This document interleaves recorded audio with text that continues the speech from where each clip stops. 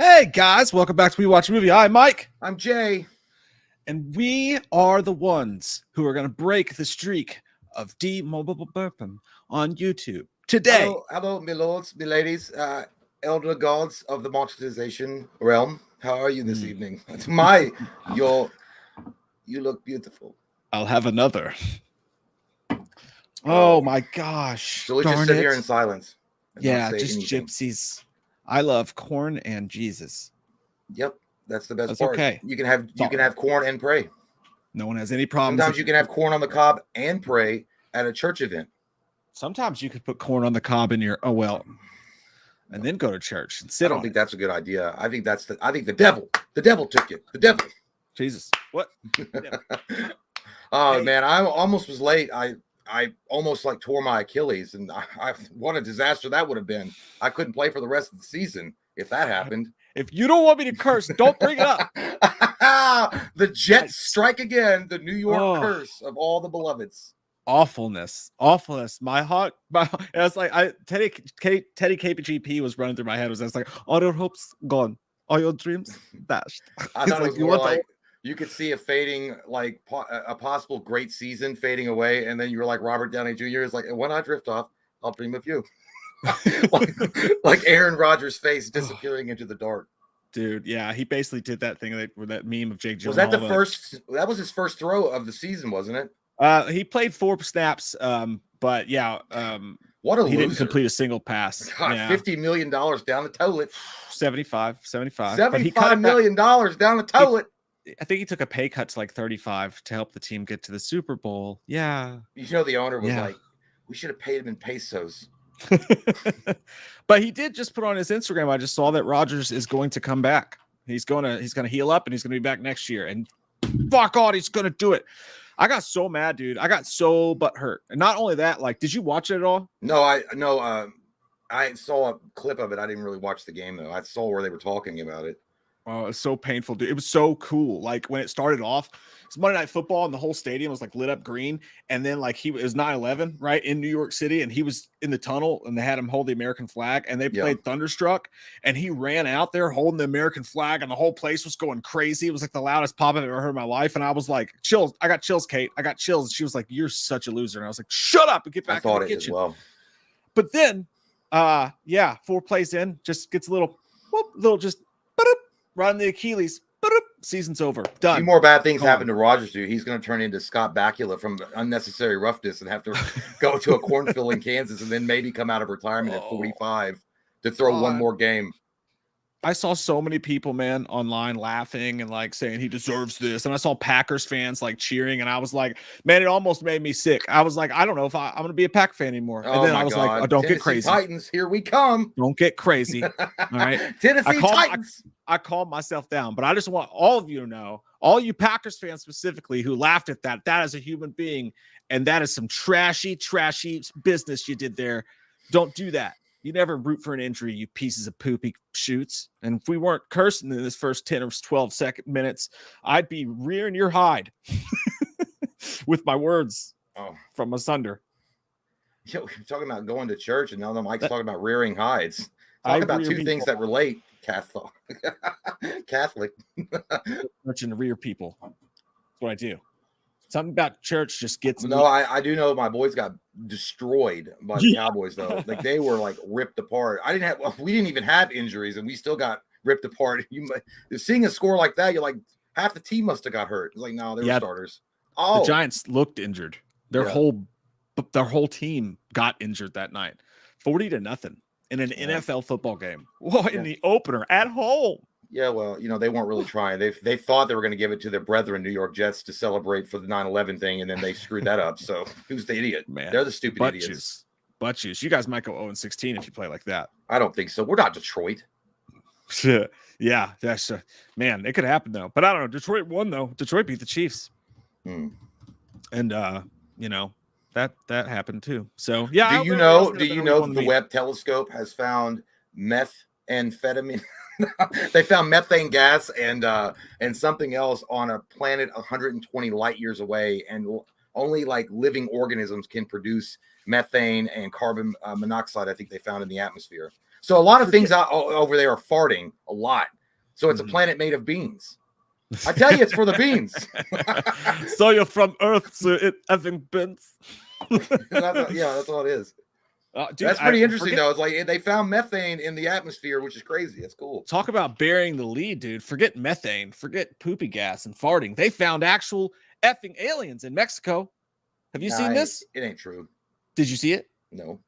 Oh my God, I get to show it to you. What do you mean, like real? Like, is it Joaquin Phoenix and signs like aliens, or is it just like we found a footprint that may be an alien, but it could be Bigfoot, but we don't know. It could just be a fat woman. No, they presented the bodies of aliens. No, to Mexico Congress. That's baloney.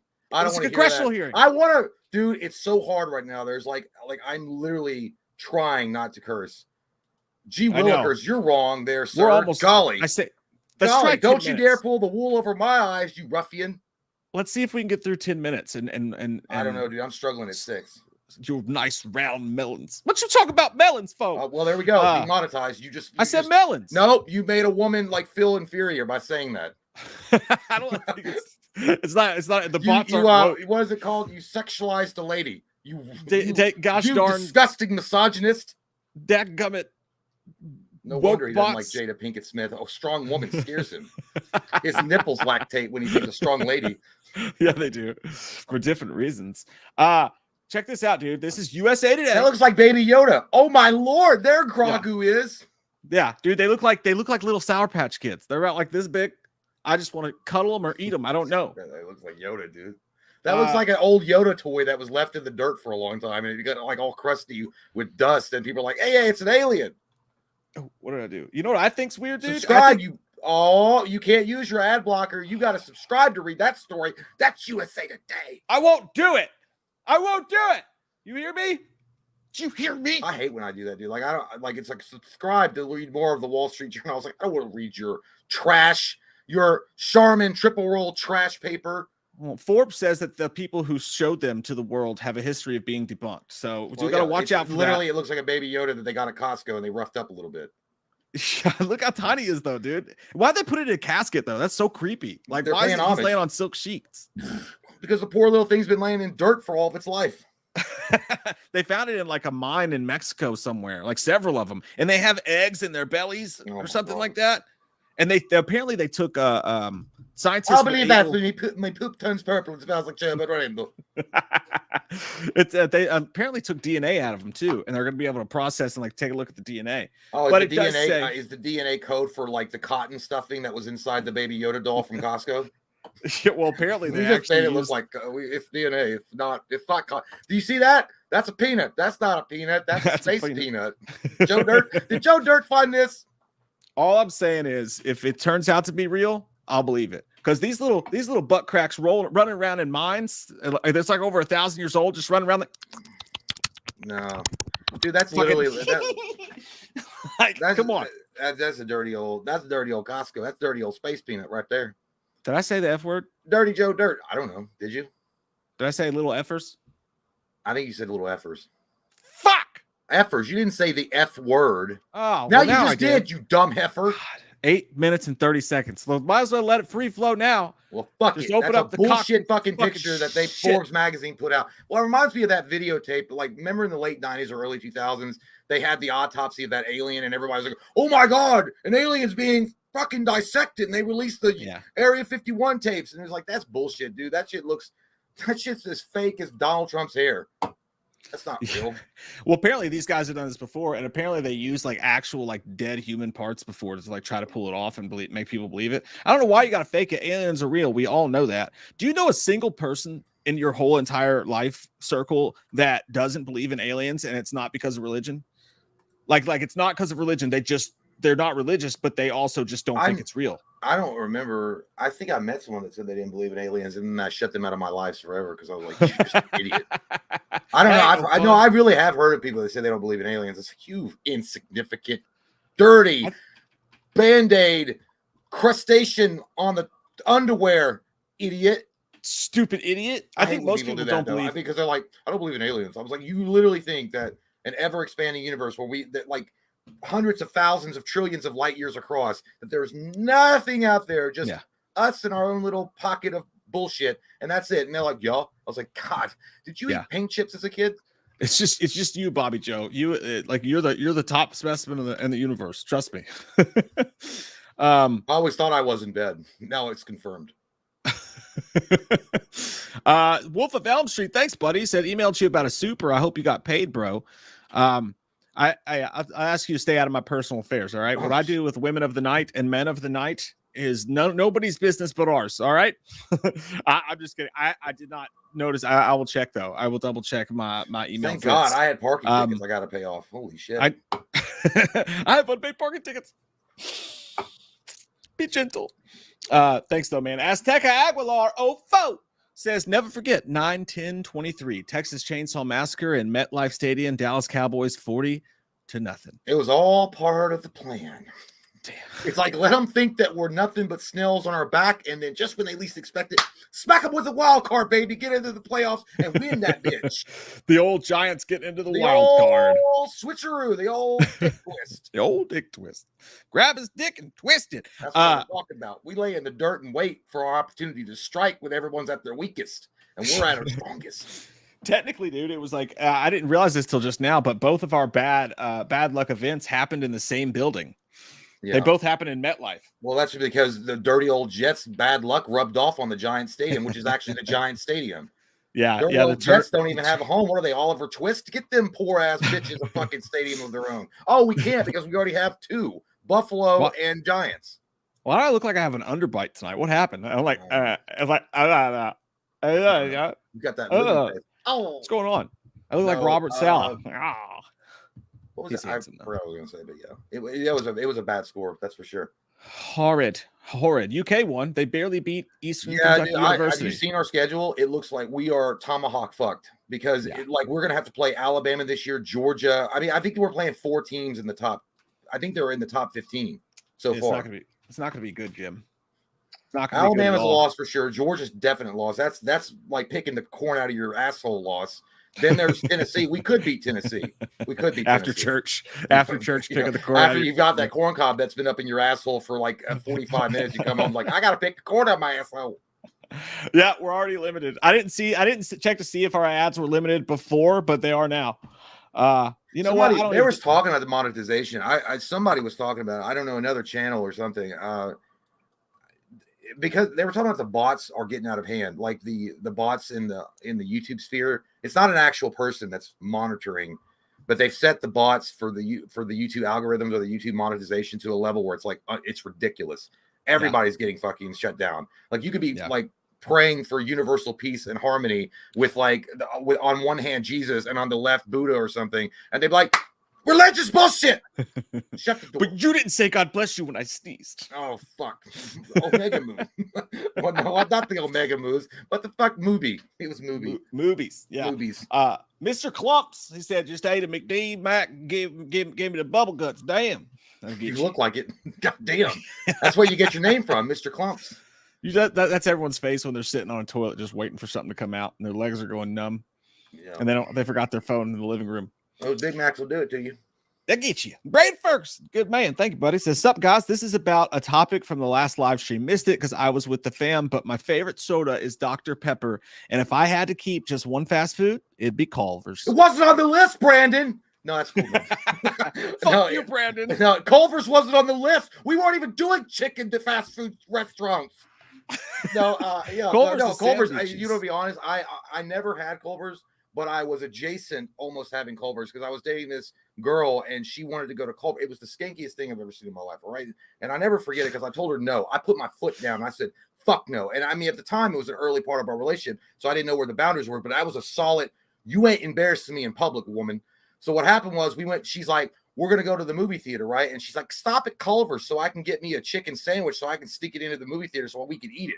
I'm like, fuck you. I'm not doing that, you dirty hoe. And then she was like, and then I just went along with it because I kind of thought she was kidding. I was like, oh, we'll eat it in the car before we go in and that'll be fine. And we got there and she's like rolling the bag up to put it in her purse. I was like, fucking stop it, you goddamn probate bitch. I was pissed as fuck. And she's like, what? Seriously, everybody does it. I was like, I don't give a fuck. That's nasty. I won't even go to the movie. We're not going to the movie theater if you take that shit in there. Like, you're gonna sit there in the back with your dirty ass chicken sandwich and that aroma filling the theater, and you're squirting the whatever the fuck, and you're eating it, and everyone around you looking at your sorry ass, and I'm sitting there like, I don't know. She's a hungry girl. She's like a hooker I picked up, and she didn't have food, so I bought her a chicken sandwich. And I said, hey, you ever seen a picture show? And she said no. I mean, and then she was pissed at me, and then she was like, I was like, hurry up, eat your fucking sandwich, shove it in your goddamn mouth. And she's it's gonna be You're cold. like helping her, like, I was pissed as fuck, dude. Yeah, I was like, she's like, it's gonna be cold and the car's gonna smell like dirty old chicken. I'm like, you look like a dirty old chicken by doing that bullshit. So I was like, fine, we're not going. I put my foot down. That was the one time. I mean, you will not embarrass me in public. It will not happen, sir or miss. But that was the only time. But that she had Culver's. It did smell delicious, though. It did smell delicious. That's Jay's Culver story, dude. That is hilarious. You didn't know about that? I told you about that. You knew who I'm talking about. I don't know who it starts with a C. Her name starts with a C and ends with an E. Oh, okay. Now I know who you're talking about. I think I was gonna say this is Jay. That was Jay's best first date story. That wasn't our first. Yeah, that was like in the middle of first it. date. That was still early on. Where that might have been our second picture show that we'd seen together. Maybe our first picture show, because I already taken her on a date, but that was I was like, you go in the theater, you go show goddamn respect. No, that's a church. That movie picture show is a church. You ain't gonna bring in there and desecrate that church. I mean, how are you gonna get away with it anyway? You know, I know it's not a big deal, but when the ushers come in, if they do to check, and this you got this skank hoe eating this big chicken sandwich with grease dripping down her face, like, oh, she's like, ma'am, you can't have that chicken sandwich in here. She's like, oh, you mean I don't have a chicken sandwich? I bought it from the this whatever outside in the lobby. Oh yeah, that's gonna go real well. And then like people are gonna look over there and like you're gonna hear the whispers. Jesus Christ, what a like you had a whole like experience in your mind. Like this never actually that was happened, the one thing that actually pushed me. I'm actually very like I'm cool with it. We'll try it out, whatever. But that was a hell no. I'll even if they were like, hey, I'm gonna sneak some hot tamales or some Jolly Ranchers in. That's cool, no big deal. I've even sometimes on occasion slipped a soda in, but I'm not bringing a whole fucking 3-course meal and a goddamn bag of stank on it in the middle of the theater and fucking like eating and be like, yeah, this. I was like, it's not movie tavern. If you wanted to go to movie tavern, could have gone movie tavern. I do understand where you're coming from. I think that everything that doesn't have a specific scent to it is okay. One time I saw someone bring Taco Bell in. Can't do that. Can't have that. Yeah. Taco Bell has a scent. It's going to take you out of the movie. Fish is obviously a no. You can't take your fucking reheated salmon in there. You can't. No, but that chicken smell that would waft through the whole theater. Like there's no way you could get away with that.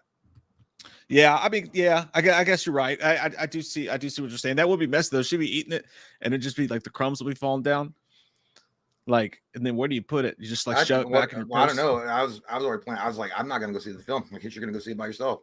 I'm not going in. It's hard to eat things like messy chicken sandwiches in the dark of a movie theater. That's why they have popcorn.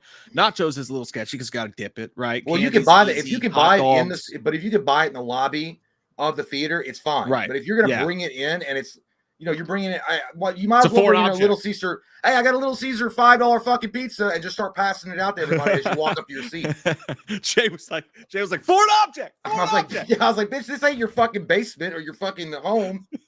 You might as well take your shoes and socks off, put your dirty feet up, and let the people smell that toe jam. While you Dear diary, I don't know where the date went wrong. Dude, but suddenly he got very angry when I brought up the chicken sandwich. I think I kind of impressed her because up to that point, I'd been like easy, breezy, beautiful cover girl. I'd be like, whatever, it's cool, we'll do that. Yeah, that's fine. Okay, yeah. And then I was like, no, like it just turned on.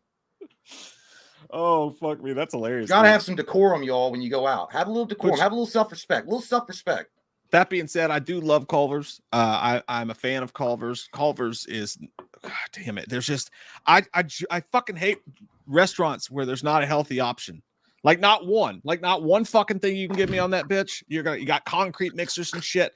Cause I need to lie to myself. I need to eat something healthy and then have like a fucking double cheese fucking bacon fry on top of it, But I don't get to go to Culver's a lot because of that. Culver's, I've never, like I said, I was adjacent to it. I never had it though. Yeah.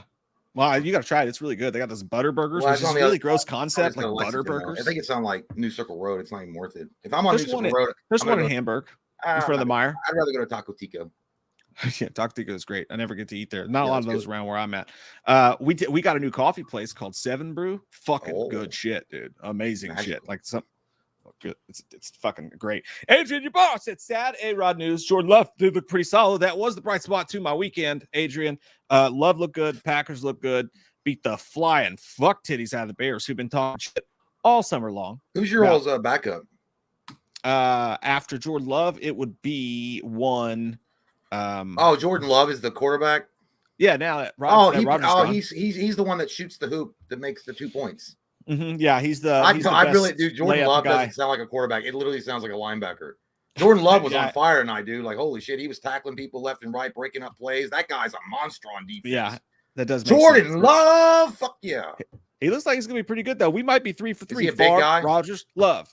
No, he's not a big guy. He's tall. He's fast. He's got kind of a Mahomes-ish feel to him. Yeah, Jordan Love either sounds like a linebacker, like a big dude, or a dude that you sell with the first time in state prison. He rapes your asshole. You suck his dick. Yeah, you need. Well, that's just Saturday night, in my opinion. But no, the backup I think is Sean Clifford, guy out of Penn State. I do believe. Adrian, appreciate you, man. Thank you, Dan. Mike Parton said, "Y'all see Jigsaw's Nicole Kidman AMC parody?" Nope. I didn't know they did anything like that. Have it. Jigsaw and Nicole Kidman's AMC parody. Yeah, I have it pulled up. I was going to watch it with you tonight. What does that mean? Time as any. Oh, Nicole Kidman did a parody. You know those Nicole Kidman spots that come up when you go to the movies, and she's like walking, and she's like, the movies are a special place, and she has like the whole theater to herself. It's everybody makes fun of it because it's like so embarrassing and awkward. She's very hot. But it's just so strange. And they show it. Fallon could have had a date with her, but he's stupid. Yeah, he messed that up. But they show it in front of every single movie at the. I think AMC I know what theaters. you're talking about. I think I know. Yeah. But here's the. Let me pull it up. Let me show it to me. Show them to me. Show me your titties. Show us your tits. Saul when he kills. When Carrie Ells finally shoots at him, and he said, "There's all pale," and he's like, "I've done it. Now show them to me." Yeah. I was pissed when I came up earlier. Like I was getting ready to turn everything on, the cameras and lights and whatever. And my goddamn He-Man had fallen over. I'd positioned him in front of Castle Grayskull, and he was like on the floor. I was like, "So Skeletor beat you, you piece of shit. You let Skeletor take Castle Grayskull." But what had happened was he wasn't on his stand securely enough, and he'd fallen over. That always pisses me off. Like I get OCD about that. I'm like, how long have you been laying there? On the floor, face first, in the carpet. How long, He-Man? How long? I'd like everyone to respect Jay's privacy during this time. All right. Yeah. When I don't like when my collectible action figures that I have posed just right because I'm recreating a battle or a diorama or out of sync at all. It really pisses me off. I can imagine what the 1950s animators at Walt Disney felt like. God damn it, we got to do the whole fucking thing again because some asshole decided to move the model when I was working on it. All right. You ready? Listen to this shit. We come to this place for a reawakening. We come to the theaters to scream, to beg, play. That indescribable feeling we get. It's little shiny shoes. Are on and off. And your calls for mercy. Look like me this morning. And you wake up chained in a dirty warehouse. Wow, still breathing. Blood-soaked blades on a huge silver screen. I know. Fear that I can feel. Somehow, self-amputation feels He looks like he had absinthe. Traps. They make movies better. That was amazing. That's cool. Yeah. Is there more? What is all this stuff? Oh, it's the actual trailer. Well, I've already come to the conclusion. I'm not gonna see. Well, I'll probably see Saw 10 maybe, but I mean, Mike asked if I wanted to do all the Saws leading up to Saw 10. I was like, fuck no. I just watched them. Yeah, I can only watch all the Saws in a row, like maybe once a year. I can't do it like back to back, and it was like only a few weeks ago. Oh yeah, I've never seen all the Saws. That's why I'm excited. They're fun. I mean, they're like it's like getting a steak where the outside's kind of cold, and you're like, fuck, they fucked my steak up. But then get into the middle where it's like, oh, it's really good. But then you have to keep eating it, and you're like, oh shit, it went back to cold. I got fucking Salmonella, definitely. Why am I still eating the steak? It's been 7 days. Because I've been drinking a lot and I'm hungry. Fuck it. Maybe I'll grab a plate of nachos and I'll have a steak. Yeah, I'm excited about it. But I do know, you gotta at least see Saw 10. So that way we can do a little spoiler party in there. A little ranking afterwards, little tier list ranking, little. Well, you'll be more sharp on the ranking because I can't remember. I mean, they all blur together. I think that they blur together to me more than even the Friday the 13th movies do. They do for me bad, but that's just because I haven't seen several of them, and the ones I have seen, I haven't seen in years. I've seen 1, 2, and 3 20 goddamn times, and I've never seen 4, 5, or 6. I think it gets. It was weird. I think the 4th one sucks, and the 5th one, or it's the 6th one, is actually really good. It actually has a really good twist on it. I think one on where the detective is the killer. I think that's a really good one. I can't remember which one that was, the 5th or the 6th one. That's some good shit right there. Well, you just fucking spoil it, Jay. What are you doing? What are you doing? What are you just? A detective in like there's like 1,000 detectives. You don't know. God damn it. Was it Donnie Wahlberg or not? I don't know. That is a good point. There are a lot of detectives. Colton Kaler says, I've been so hyped to see the Jets this year. Yeah, man. Me too, buddy. I waited all goddamn off season, been playing Madden with Rodgers on the Jets, super pumped, and then that shit happens, and you just go, that's life, man. Sometimes it sucks. But I will say this, the Jets came back and won that fucking game, beat the Bills without Aaron Rodgers. That shit had me pumped, especially since everybody was laughing at the Jets and talking shit. For them to come back and win that game, I was like, man, fuck yeah. Aaron Rodgers went down faster than Joe Biden trying to walk up some steps. Mr. Clump said, I saw my big fat Greek wedding part 3 last night. Super wasted, bro. It was good. Only people in theaters. I spit on the floor and people. I'll bet you did, Mr. Clumps. Was that before or after you had your Big Mac attack? Because I'll bet you shit in the corner too, you dirty asshole. Holy shit, you're going to be cellmates with that asshole they just picked up in Pennsylvania. Shit, I just like the shit in the floor, pee in the corner. It sounds like a country song. Yeah, it does. Shit in the corner. Well, good for you, Mr. Clumps. I'm happy for you. Hey, live a life, buddy. Trey filmed edit. Thanks, buddy. Trey filmed it. Trey, I just fucking got this, dude. I've been calling Trey film edit. I do. I didn't even know how to say his fucking name. It sounded like some kind of warlock spell, so I couldn't say it. I just called him, hey, Trey. What's up, Trey? It's Trey filmed it. Yeah, I know. And he corrected me a few times, but I don't know. I'm stupid. Fuck me. Maybe we drink too much. What's up, guys? Hope you're having I'm literally having a stroke right now. Good. A good day. Can't believe Aaron got hurt like that 4 plays in. Shake my head. Plus, I have him in Money Fantasy Football League. I'm also 1-0 in the Patreon League. Hey, cool, some people are doing good things in the Patreon League. And by the way, Trey, film it. He filmed it. He filmed it. Yeah, by the way, we are going to get into some movie related stuff because I don't want people coming here and be like, God, it's all football. God, these jocks in their toxic masculinity. Jesus Christ. Can they just read a book by Danielle Steele and please just get off their high horses by being men? I'm so sick of it. It's week 1. People are going to talk about it. I've never seen or had sex. Yeah, you guys got it. Okay, fun story. Jay and I one time went to beat ups, right?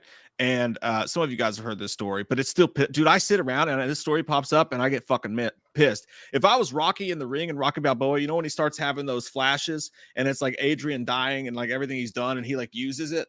Mm-hmm. This is what would pop in my head if I was in that situation. Me and Jay go to beat ups one time, a sports bar, Buffalo Wild Wings. And it's during a UK football game in the state of Kentucky. Oh, yeah. We weren't good that year, so nobody was there watching it. But we're watching the game, and we're just rooting for like normal people. Kentucky gets a touchdown. We're like, yeah, all right, fuck yeah, here we go. And this table about 6 feet away from us with like 6 dudes and like 2 girls, and they all look like fucking Fallout Boy rejects on their way to play Magic the Gathering together with their stepdads. You talking about no goddamn Wizards of the Coast, you son of a bitch. And they're fucking mocking Jay and I, and they're like, "Oh, sports, let's go sports!" Yeah. Oh yeah, I remember those fucking Abercrombie dildos. Yeah. I was like, Jay, I'm gonna fuck. Jay was like, stop, Mike, stop. I was like, I swear, fucking God, dude. Yeah, because they wore douchebags, but I was like, the worst thing that can happen right now is actually get beat up by douchebags. Because that's even worse. While they're beating the shit out of you, you can smell their Abercrombie cologne. Fierce, beating, like splashing into your face, and their girlfriend's like, "Yeah, beat those assholes, yay!" I saw them more as like geeky than anything. Yeah, but like I think they were like really skinny too. They were like really bony. Yeah, or fat. There was a lot of them compared to us, but still, yeah, they look like one. I think one of them looked like AJ from fucking Backstreet Boys. He looks like he's a tough guy, but he's actually looks like he's a recovering meth addict. That's perfect. With Actually, I the think little that's goatee? exactly Yeah. perfect for how it was.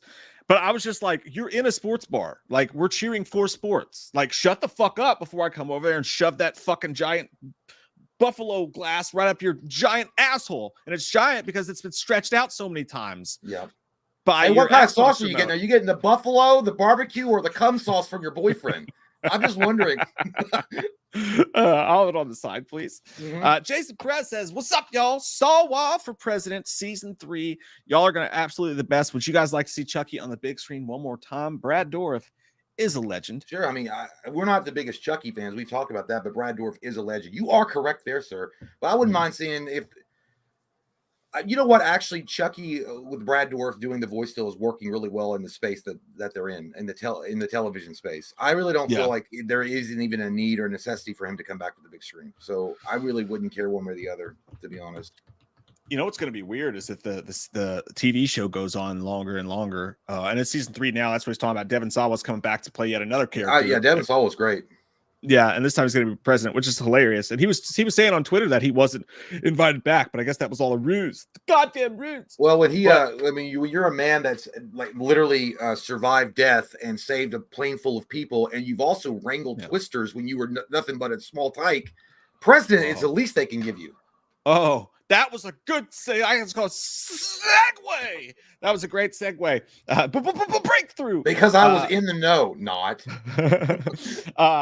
But I will say this, though. Brad Dourif is amazing. You're right. And it's going to be funny because when Chucky does go back to the big screen, if it goes back to the big screen, it's going to feel like, you know how like when The Simpsons made a movie or Entourage made a movie or The Sopranos did a movie or whatever, even though that was during COVID and that movie absolutely blew balls. It wasn't that bad, but not great. Pretty bad.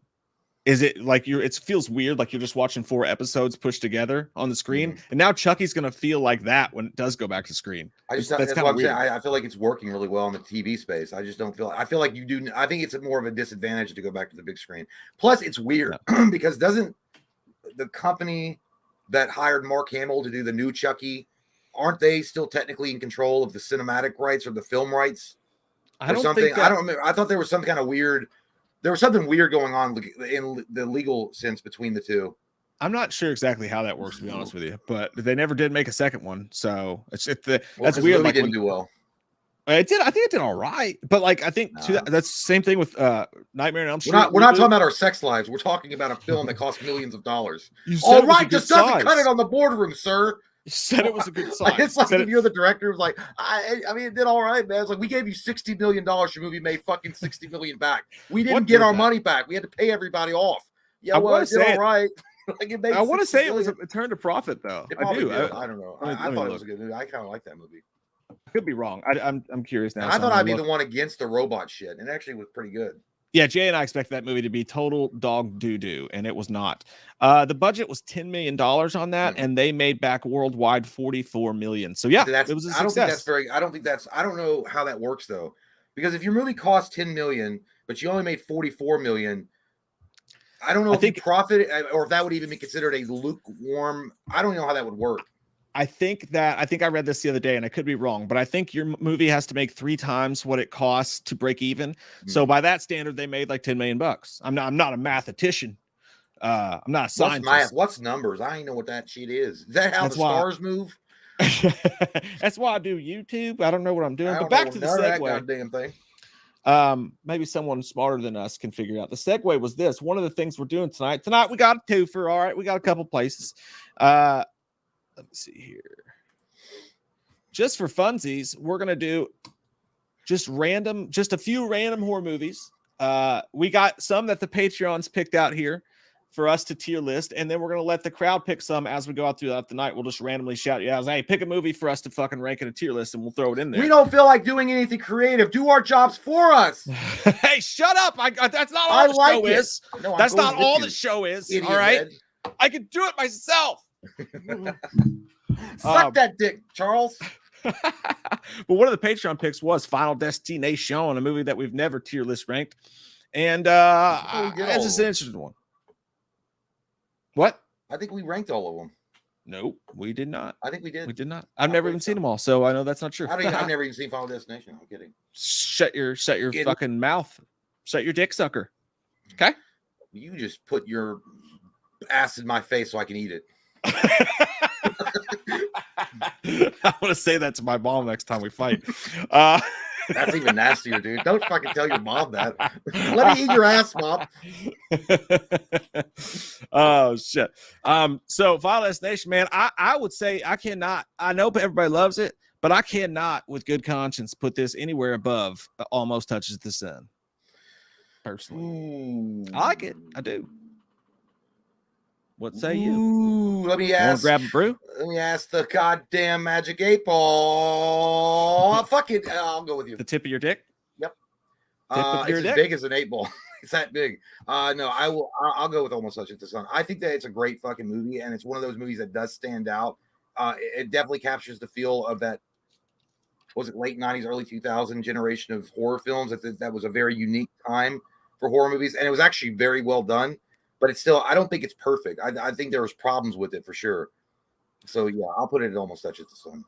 Yeah, it was a great movie. Started a franchise, really cool idea. Everybody that watches it remembers it, loves to joke about it and talk about it. But like you said, as a movie, it did have a lot of problems, even though we all love it so damn much. It was a great idea. They actually took that movie. They wanted to make a serious, like they were trying. Even the second one, they were trying to make a serious thing. By the third and fourth and fifth one, it was all like jokes. I mean, it was literally just about how are they going to die this time. That's why people are going to the movie theater. That's why they make money. It's like, and on the fifth, almost came like Saw. Yeah, and on the fifth one, they finally mastered. I felt like the fifth one was actually when I finally watched it, I was like, this is actually really good. That's the one with the bridge and the gymnast. Well, that narrows it down. Holy shit, Bridges of Madison County. It's the one that at the end they turned it into a prequel because he's on the plane. And that one. Yeah, that one was pretty good. Yeah, that was. I thought that was a nice mix up of how they did that shit. How about did you ever see this one? I hope you did because this is right up your poop. Yeah, shitter. Dude, we went to. I don't know if we saw it together, but I love this movie, dude. This is like the evil Superman origin story. Brightburn is the movie for those listening on Poopcast. Burns of Bright. When you have a hemorrhoid, it's called a Brightburn. I would say, dude, for me, it's.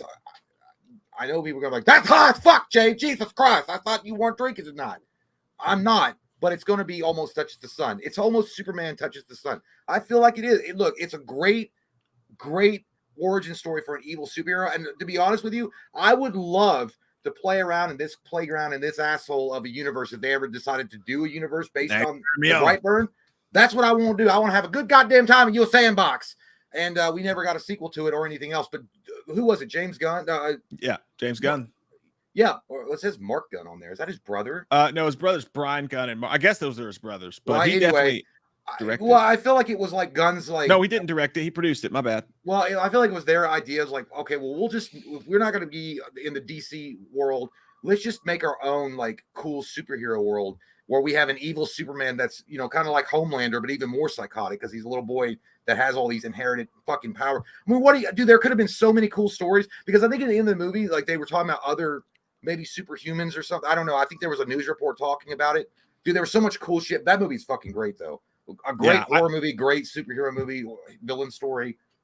I like it a lot. I thought it was the perfect antidote to how fucking boring superhero movies are currently and were getting then. And I loved it. It was evil as fuck. That scene with the jaw, like dude. when he hits the car. And also, you're right, it's scarier because it's just this kid, and he's like, I don't know, I'm just fucking evil, I guess. I just want to see people get hurt. Like I want to see them fucking get fucked up. So I think that I actually only saw this one time in the theater. My daughter got it for me for my birthday on 4K, so I'm gonna watch it soon again. I bought this on. I watched it several times. I fucking love it, dude. And not to mention the fact that I love how they actually recreated a lot. They recreated Man of Steel scenes, but just twisted the identity of Clark Kent into this evil little bastard that wants nothing more than to watch ants burn with a magnifying glass. I thought that was cool as fuck. What it is because you can see the divergence. You can see what happens, like where he could have been a great hero, and then the parents fucked up. I don't know, but yeah, it was great. Where do you want to stick it, sweetheart? I put it in Almost Touches the Sun, baby doll. I will too. I like that. I'll stick it in Almost Touches the Sun. I got no qualms with sticking you. I hated his costume though. I was like, Jesus Christ, you can literally do anything, and you got the goddamn Save-A-Lot version of a costume, you piece of shit. Yeah, that shit. Go out there and get you something. That was pretty Raggedy Ann. You know what I mean? This is an interesting one. Pierogies! It's been a while. Cube. It has been a while. We reviewed this together, but you do remember that chick that was so annoying? Her face would always get so close to the camera, and she'd be like, "Pierogies." That's me looking into my bank account but seeing nothing. Where have you gone? It's weird. Cube. It for some reason it kind of bleeds into. There was like what was that movie? Where it's a similar movie. Where they're all standing around the circle. I think it's called The Circle. Circle, yeah. Yeah, Circle's and then there's cool. another one that's kind of like this. I don't know. It kind of so I can't remember. I do remember liking it, but I can't remember much. There's nothing about that maybe stands out to me because I've already seen so many movies that are like that. So I don't know. Maybe it took away from it. I remember liking it, but I don't remember like being like, oh my god, this is amazing. Yeah, that's kind of how I felt too. I enjoyed it for the idea. It was interesting. It was neat. It was one of those little movies that could, you know what I mean? I would probably stick this in Pretty Rad. Yeah, I think I would stick it in Pretty Rad because it came out for Saw, right? So you can't say it's a Saw ripoff. Had some of those vibes to it, but I also wouldn't call Saw a ripoff of this because this is way far sci-fi and shit like that. Well, didn't Hostel come out before Saw? No, Hostel came out later. I thought it did too, but it came out later. That's what I said. I said it came out later. It's opposite day, dog. Duh, dog. Why you stepping? Why you being weird, shawty? Why you stepping, shawty? Why you being weird, shawty? Shawty. Pretty Rad's where you go. I'm gonna fuck your dad tomorrow. Uh-oh. That's a true song about real events that I actually think you say it was a true story. I did do that. That's what I meant. That's what I meant to say. I fucked it up. I fucked up my own joke, Dad. Here's a fucking good one. That's Train to all fucking timer. Busan.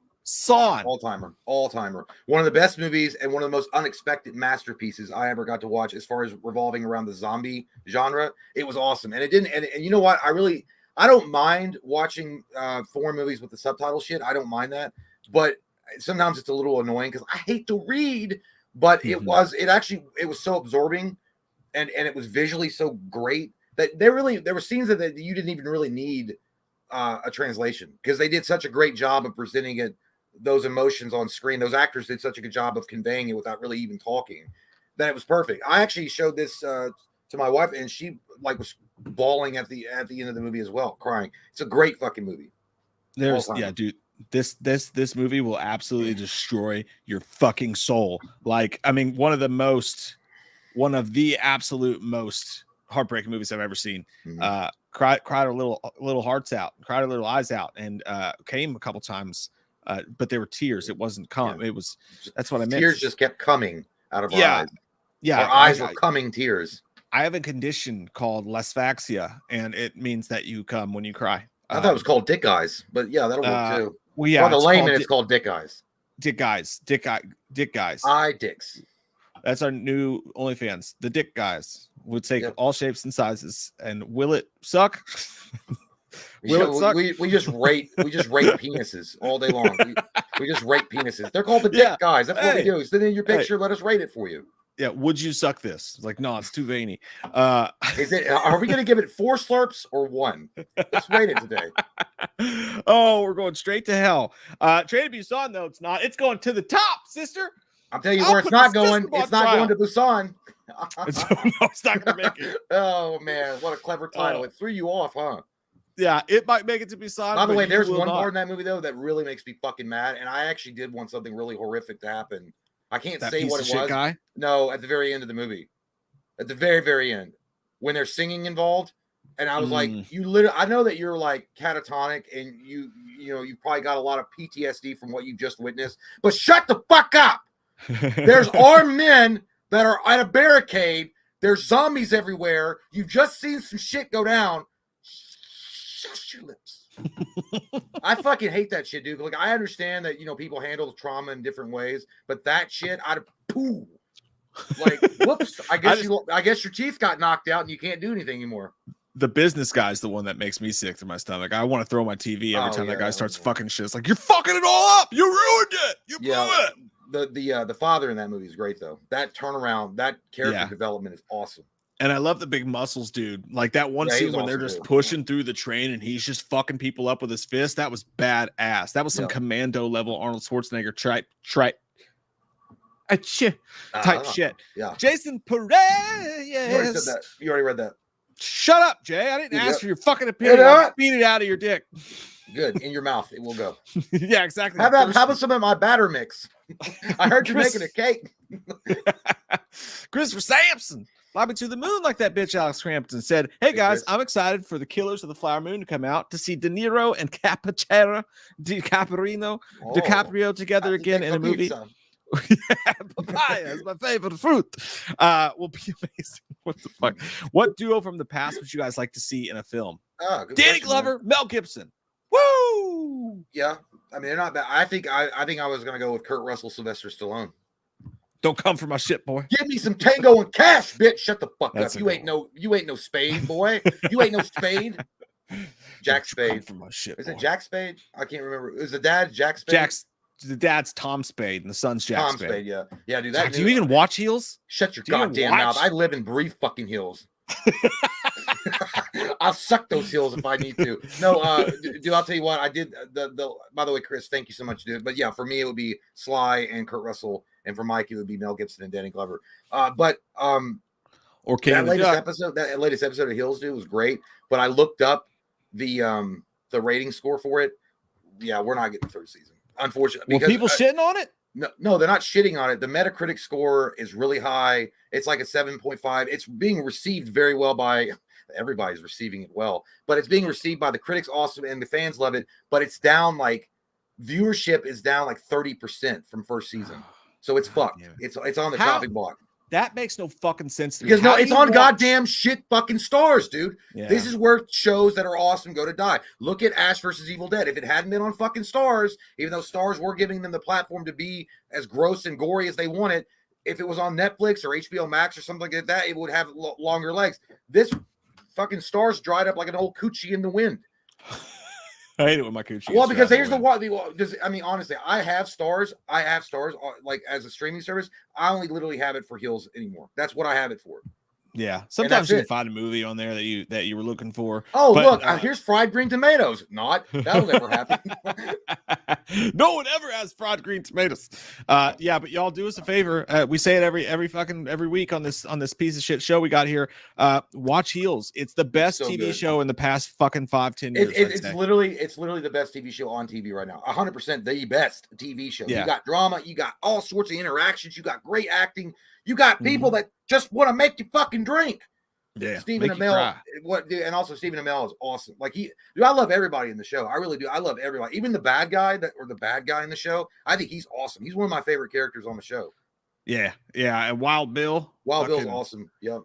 Yeah, man, that whole show is fucking amazing. You guys got to get on that shit. But I would also say Woody Harrelson, Wesley Snipes back together again. Money Train. Money Train was all right. But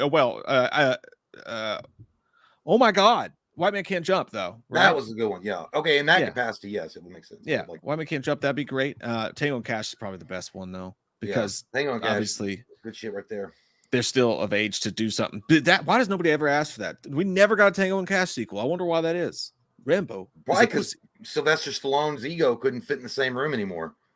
He's like, I'm not really doing it. I'm not interested in me with Kurt Russell. What I'm going to be like Snake Plissken's right in, man. Well, I mean, think about it. He did the Expendables and they had everybody on there. That's because he's old. So Kurt Russell never got invited, though. I think there might have been falling. Who the fuck knows? We're just, dude, we're not Grace Randolph here. We're not just going to create things and then get mad about it.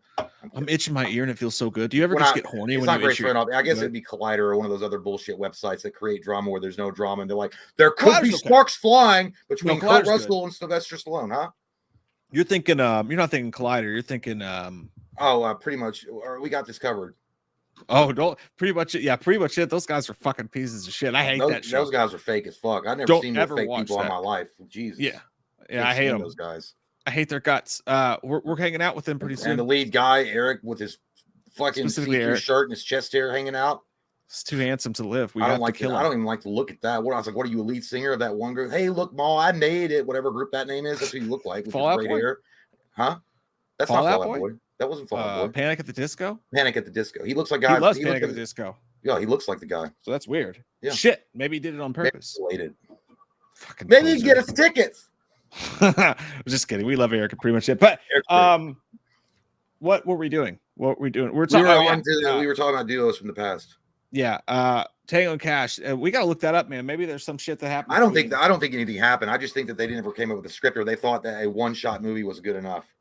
What do they call it? Tango and Cash keep tangoing, or Tango and Cash 2: The Search for More Tango. because Cash gets the girl at the end. What doesn't he go? He gets with his sister. Oh.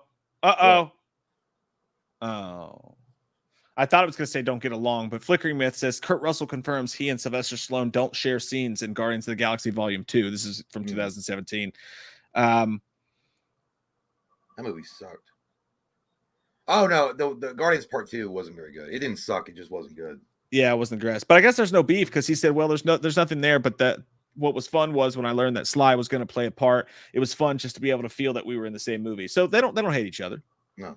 I didn't think he said I saw Sly 2 or 3 times during the making of the movie and after. It was great to be able to once again hang with Sly. He's a really huge person. His demeanor, everything about him, specifically his cock.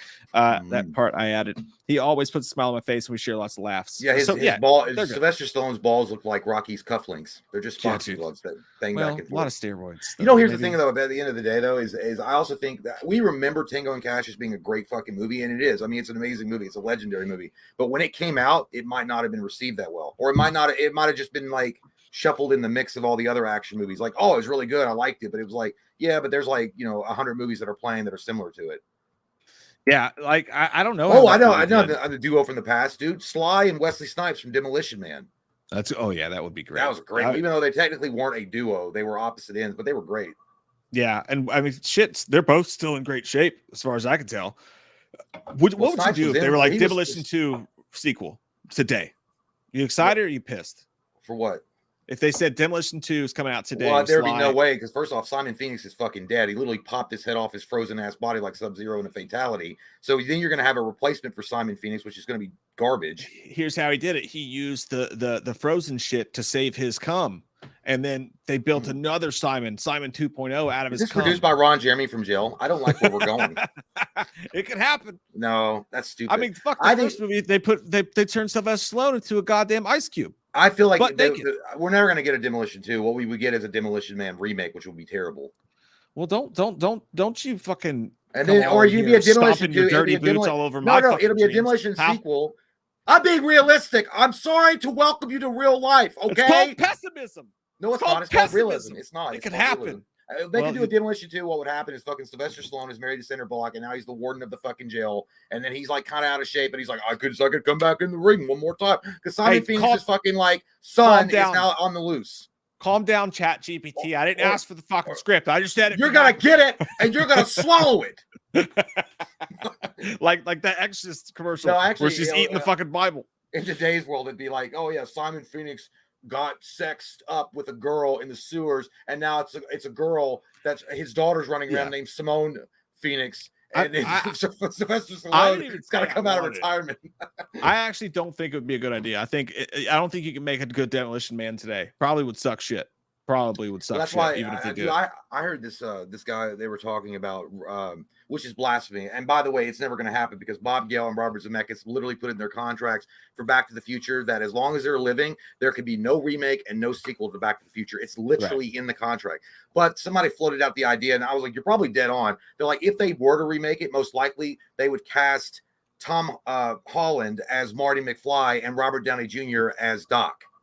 That's too far. And I was like, honestly, I think that Tom Holland would be terrible. I mean, he does have the Marty McFly kind of goofiness. I think he's trying to get away from the kiddie shit. But he is. But I think that actually Robert Downey Jr. would be a pretty good Doc Not Brown. the Back to the Future's kitty, but like that role. It's like teeny. Yeah, he's trying to get away from the innocent thing. Yeah.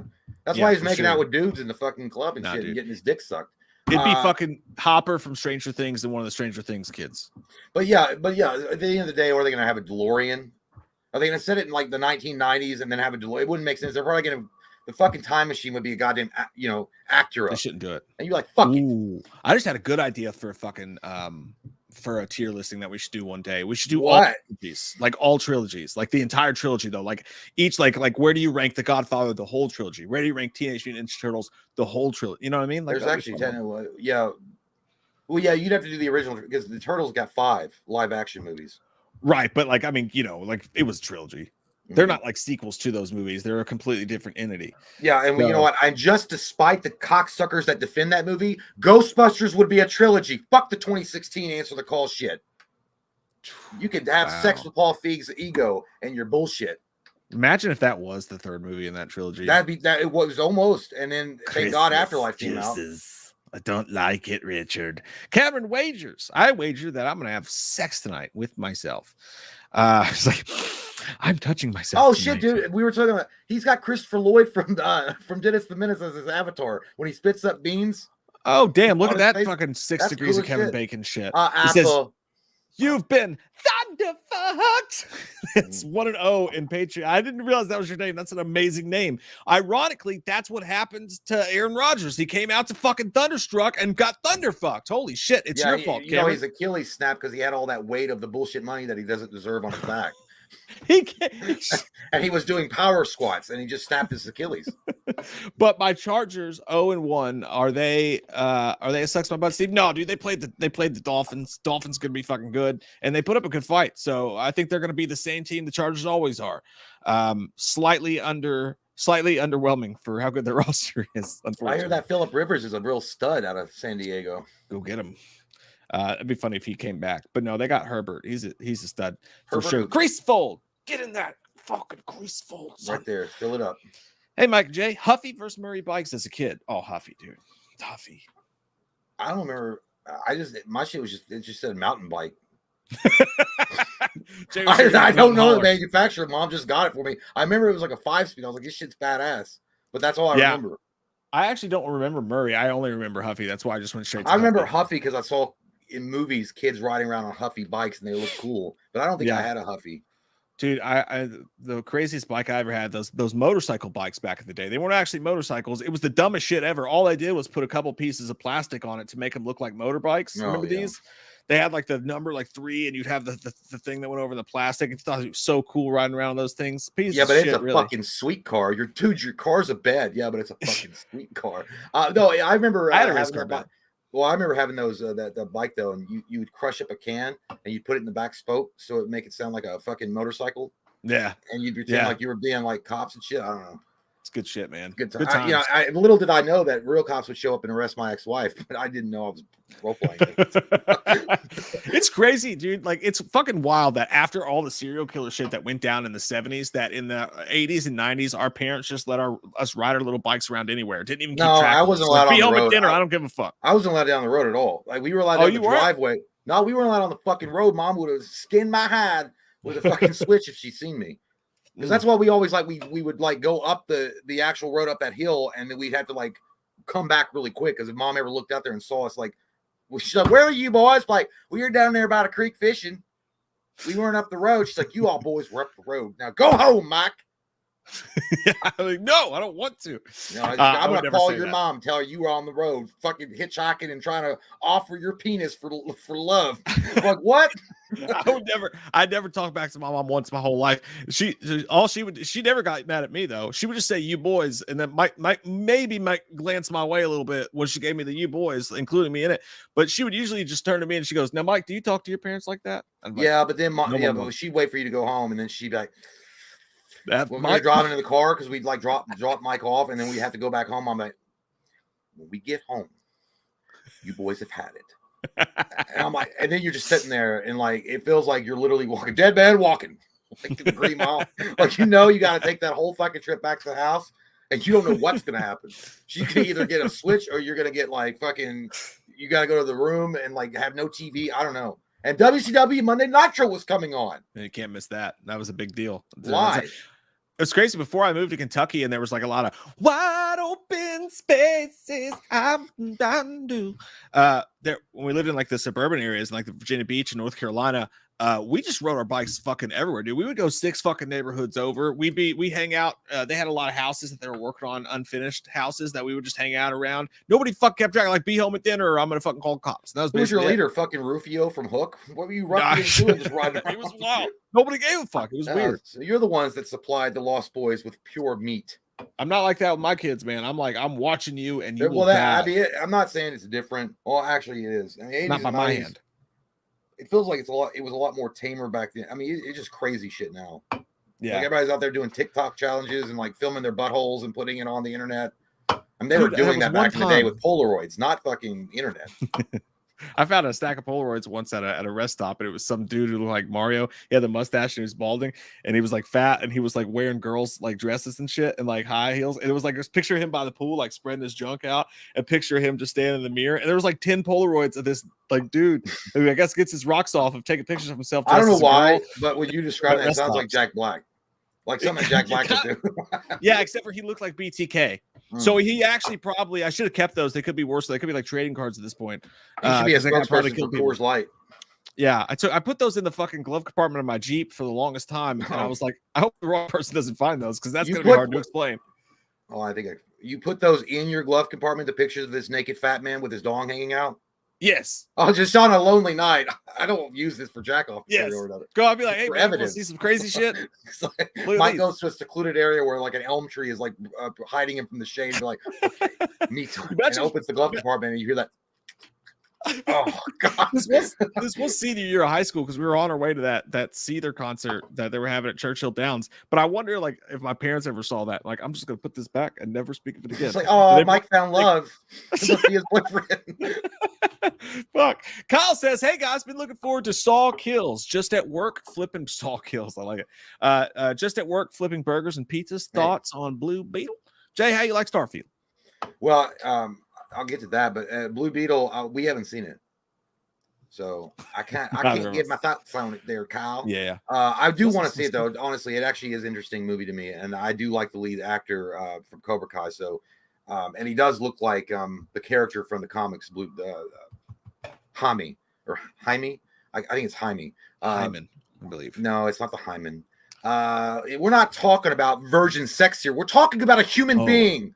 Oh, I'm sorry. But no, Jaime from the comic book. So he actually does remind me of that. And again, George Lopez is whatever, but it still looks cool. But as far as Starfield goes, I loved it. I didn't love it. I thought it was okay, and I was having a decent time with it up till Baldur's Gate 3 released. And right now, I'm having a hell of a time with that game. I'm about 50 hours in that. It's a Dungeons & Dragons fantasy game. I've got to last light in from the Underdark. I've just romanced Shadowheart, which is, it took a while, but I think we've connected soully and spiritually. And now we're looking for, we're going to Moonrise Towers, which is going to be an adventure because there are evil ghouls everywhere. I'm a paladin, by the way. I'm smiting evil where I see it, and she is looking for thing. Anyway, that's what I've been obsessed with. So I'm going to go back to Starfield after I'm done wanking it to Dungeons and Dragons, because there's full-on sex things. You can literally see their dong when you make character creation. Oh, now you have my attention. And vagina. You can literally go into character creation when you start, and you got custom 1, 2, and you can see the dong. It has different. I can see patches. Vagina in real life. I'm excited about dong in the fake. Yeah, the vaginas are like underwhelming, but the dongs are interesting because there's a lot of different pubic patches that you can create. I mean, you can't really create it, but anyway, yeah, it's been really fun. Yeah. Sounds fantastic. Hey, got big dick, by the way. Great pubic hair. Because, it's back in the olden days of the dungeons, like I know there's magic and shit, but it would be like in the Middle Ages. They didn't shave their shit. There was no goddamn manscape. They just let their bush fly free. I seen some meme the other day, and it was like one of those old timey memes, and the dude was like, he was holding a dress and he has his face like this, and it was like when you would be hitting it from the back in like the 1800s. Oh shit, dude! I couldn't, because it's like no soap or nothing. Dude, what if you had gone back in time? Like we were talking about Back to the Future. What if you went back to 1885, like in Back to the Future 3, and you were back in 1885, and this girl was all over your penis or your vagina, whatever, and she looked like Margot Robbie, like straight up everything. Surface level Margot Robbie. You thought had nice breath. Before. I'm just saying, had nice breath. But then when you're like, you get into the mood, everybody's getting down to the dirty business tonight. When you're back at the barn, wherever the fuck you were sleeping at in the 1800s, she's getting undressed, and all of a sudden, like the fucking Amazon jungle just pops out of her coochie like a fucking genie that opened up out of the bottle, and you're like, and then just this smell of like musk and sweat and vaginal juice liquids just hits you right in the face. Now, are you horny enough to continue that on Sunday? Are you going to go to the adventure of a lifetime and say, I fucked Margot Robbie's lookalike, or maybe ancestor in 1885? Or you're like, I want to save and preserve my penis because there might be diseases in there. Is this current times? No, I just said it. You're back in 1885. Like, okay. Because that's probably standard 1885, like all the juices. But you were time traveling back there. Now I understand. I ADD'd out. It's not your fault. So you were clean, and then that hit you in the face. Yeah. I mean, I'm talking about like it literally burns away the whiskey that you might have drunk at that point. Like you could smell everything. It's like smelling like a rotting corpse of a bat in a I'm cave. gonna go ahead and do it, but it's just because I don't want to be rude. All right, I don't. Your dick might fall off after the next day. Well, that's true. You gotta find it too. I'm not talking about like a jungle bush. Like you gotta walk through it and try to find the temple hiding grounds. I'm the map. Anyway, I'm the map. I don't know. I was thinking. I was like, I wouldn't do it. I couldn't. You couldn't risk like your dick might fall off, and you're not gonna. Well, you might bring a condom back. Yeah, it'd be smart to bring a condom back. Always use a condom, anyways. Like? Well, I mean, back in the if you got a chick pregnant or something back then, you're not gonna have to worry about child support. You can go back to the future. Fuck it. Well, yeah, but I'm more worried about that. I'm more worried about my wiener. I don't want that. I don't want all those diseases now. Speaking of wieners, I gotta go drain mine. I'll be right back. Okay. All right. Take a picture. Sign it. Send it to me. We'll put them at the Scarefest booth. Just sign pictures of Jay taking a leak. We'll blur it out. Using technology. Or we'll just use scissors and just cut out where his actual dick is in the photos, and we'll hand them out for free because we never charge for anything at our booth. Because who the fuck would pay for that? I hope to see some of you guys at Scarefest, by the way. That's going to be fun. Okay, give me 1 sec. I'll wait for Jay on that thunderstorm. Fucking shit up. Do. I don't know what that was, but it got me excited. All right, it got me excited, and I don't know what you want. Michael says, Saw 1, 2, and 3 were great. 4, 5, 6, 3D, Jigsaw, Spiral, Nosedive. I did see Jigsaw, fucking hated it. I saw Spiral. I didn't think it was that fucking bad. All right, I didn't think it was that fucking bad. At least it had the talent of Chris Rock and Samuel L. Jackson in it, and they were trying this fucking Seven thing. I find it more rewatchable than a lot of other movies are. But I'm actually dreading. I'm going to be honest with you guys. So I'm trying to get Saw 2 and Saw 3 up soon. So we're dreading those two. I know Saw 2 is good. Saw 3 people like, but I have seen them so many times. And what I hate is that scene in Saw 3 where he's putting people through the pig grinder, and like the slop is coming out of the tube. I'm like, oh God. Like, I just don't want to go back to that dark place right now. And that annoying ass guy from Saw 2 that's running around like screaming at everybody. Hate that guy. Gets on my fucking nerves. For Schosenbergers, Robin Barker, thanks, buddy. Says, hey guys, stream idea: top 20 or 2050 movie posters. A shitty movie can have a great poster, and vice versa. The Psycho remake is an example of a shitty movie with a terrific poster. I see what you're doing there, man. There's a lot of art, there's a lot of research that's going to go into that, but that will be a fun one, and we can judge them together on spec. I just said spec because it sounded cool, but what we'll do is we'll bring them up, and then we'll look at them together, judge the artwork, and then put it in its appropriate tier. If we did a tier list, or like you said, top 50. Top 50 is hard because there's some out there you haven't fucking seen. So to make an accurate top 20, top 50 posters, you have to see every fucking poster. Because if you miss one, everybody's gonna be like, you guys are a fucking sham. I don't know why I watch this show at all. And that happens to us anyways. But yeah, it's a good idea, Robin. I like it. And I'll run it by Jay as well. I'll run it by my wife because I have to run everything by my wife. Rootin' tootin', Texas tootin'. That's a joke. The Mexicans released alien bodies today, as if it weren't enough already. This world keeps getting stranger. I just stay the same.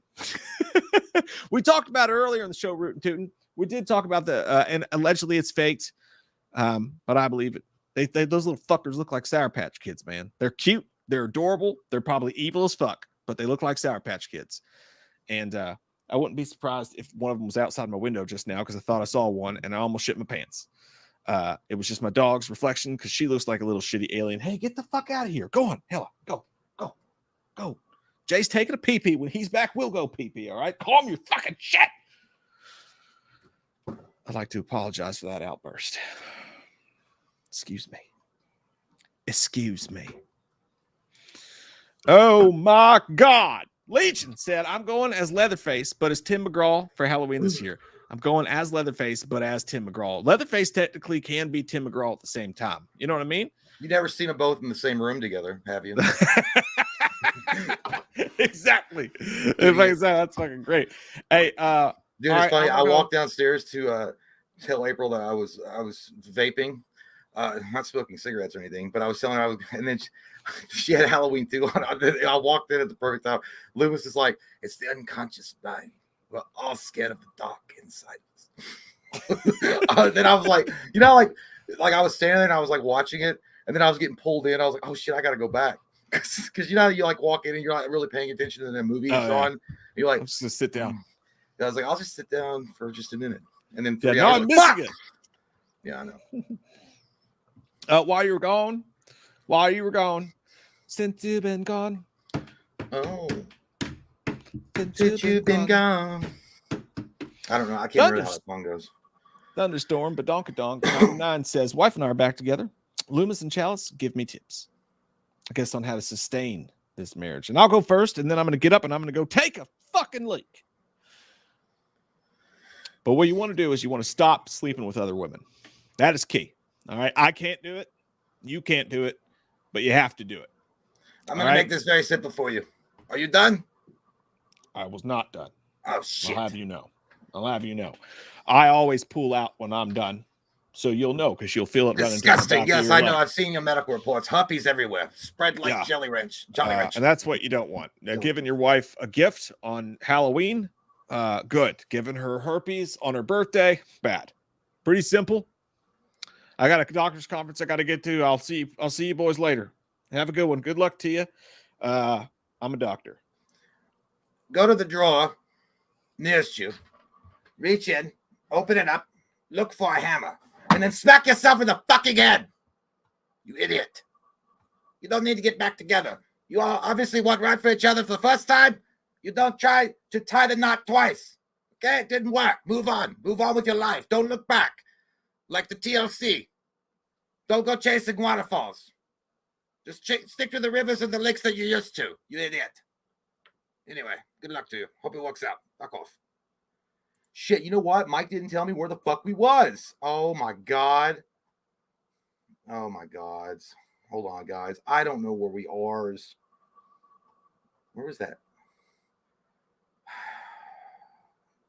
Anyway, how you guys doing? Hope you guys are doing great. Nope, that's not it. That's okay. There we go. Okay, I found it. Yes. Okay. Michael Parton, thank you, dude. Says Saw 1, 2, and 3 were great. 4, 5, 6, and 3D Jigsaw Spiral nosedive. Yes, it's spiral nosedive for sure.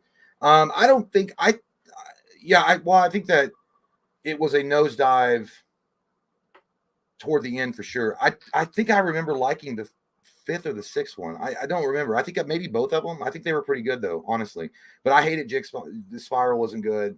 But yeah, I agree. It wasn't overall. The majority of the franchise definitely took a big old dump.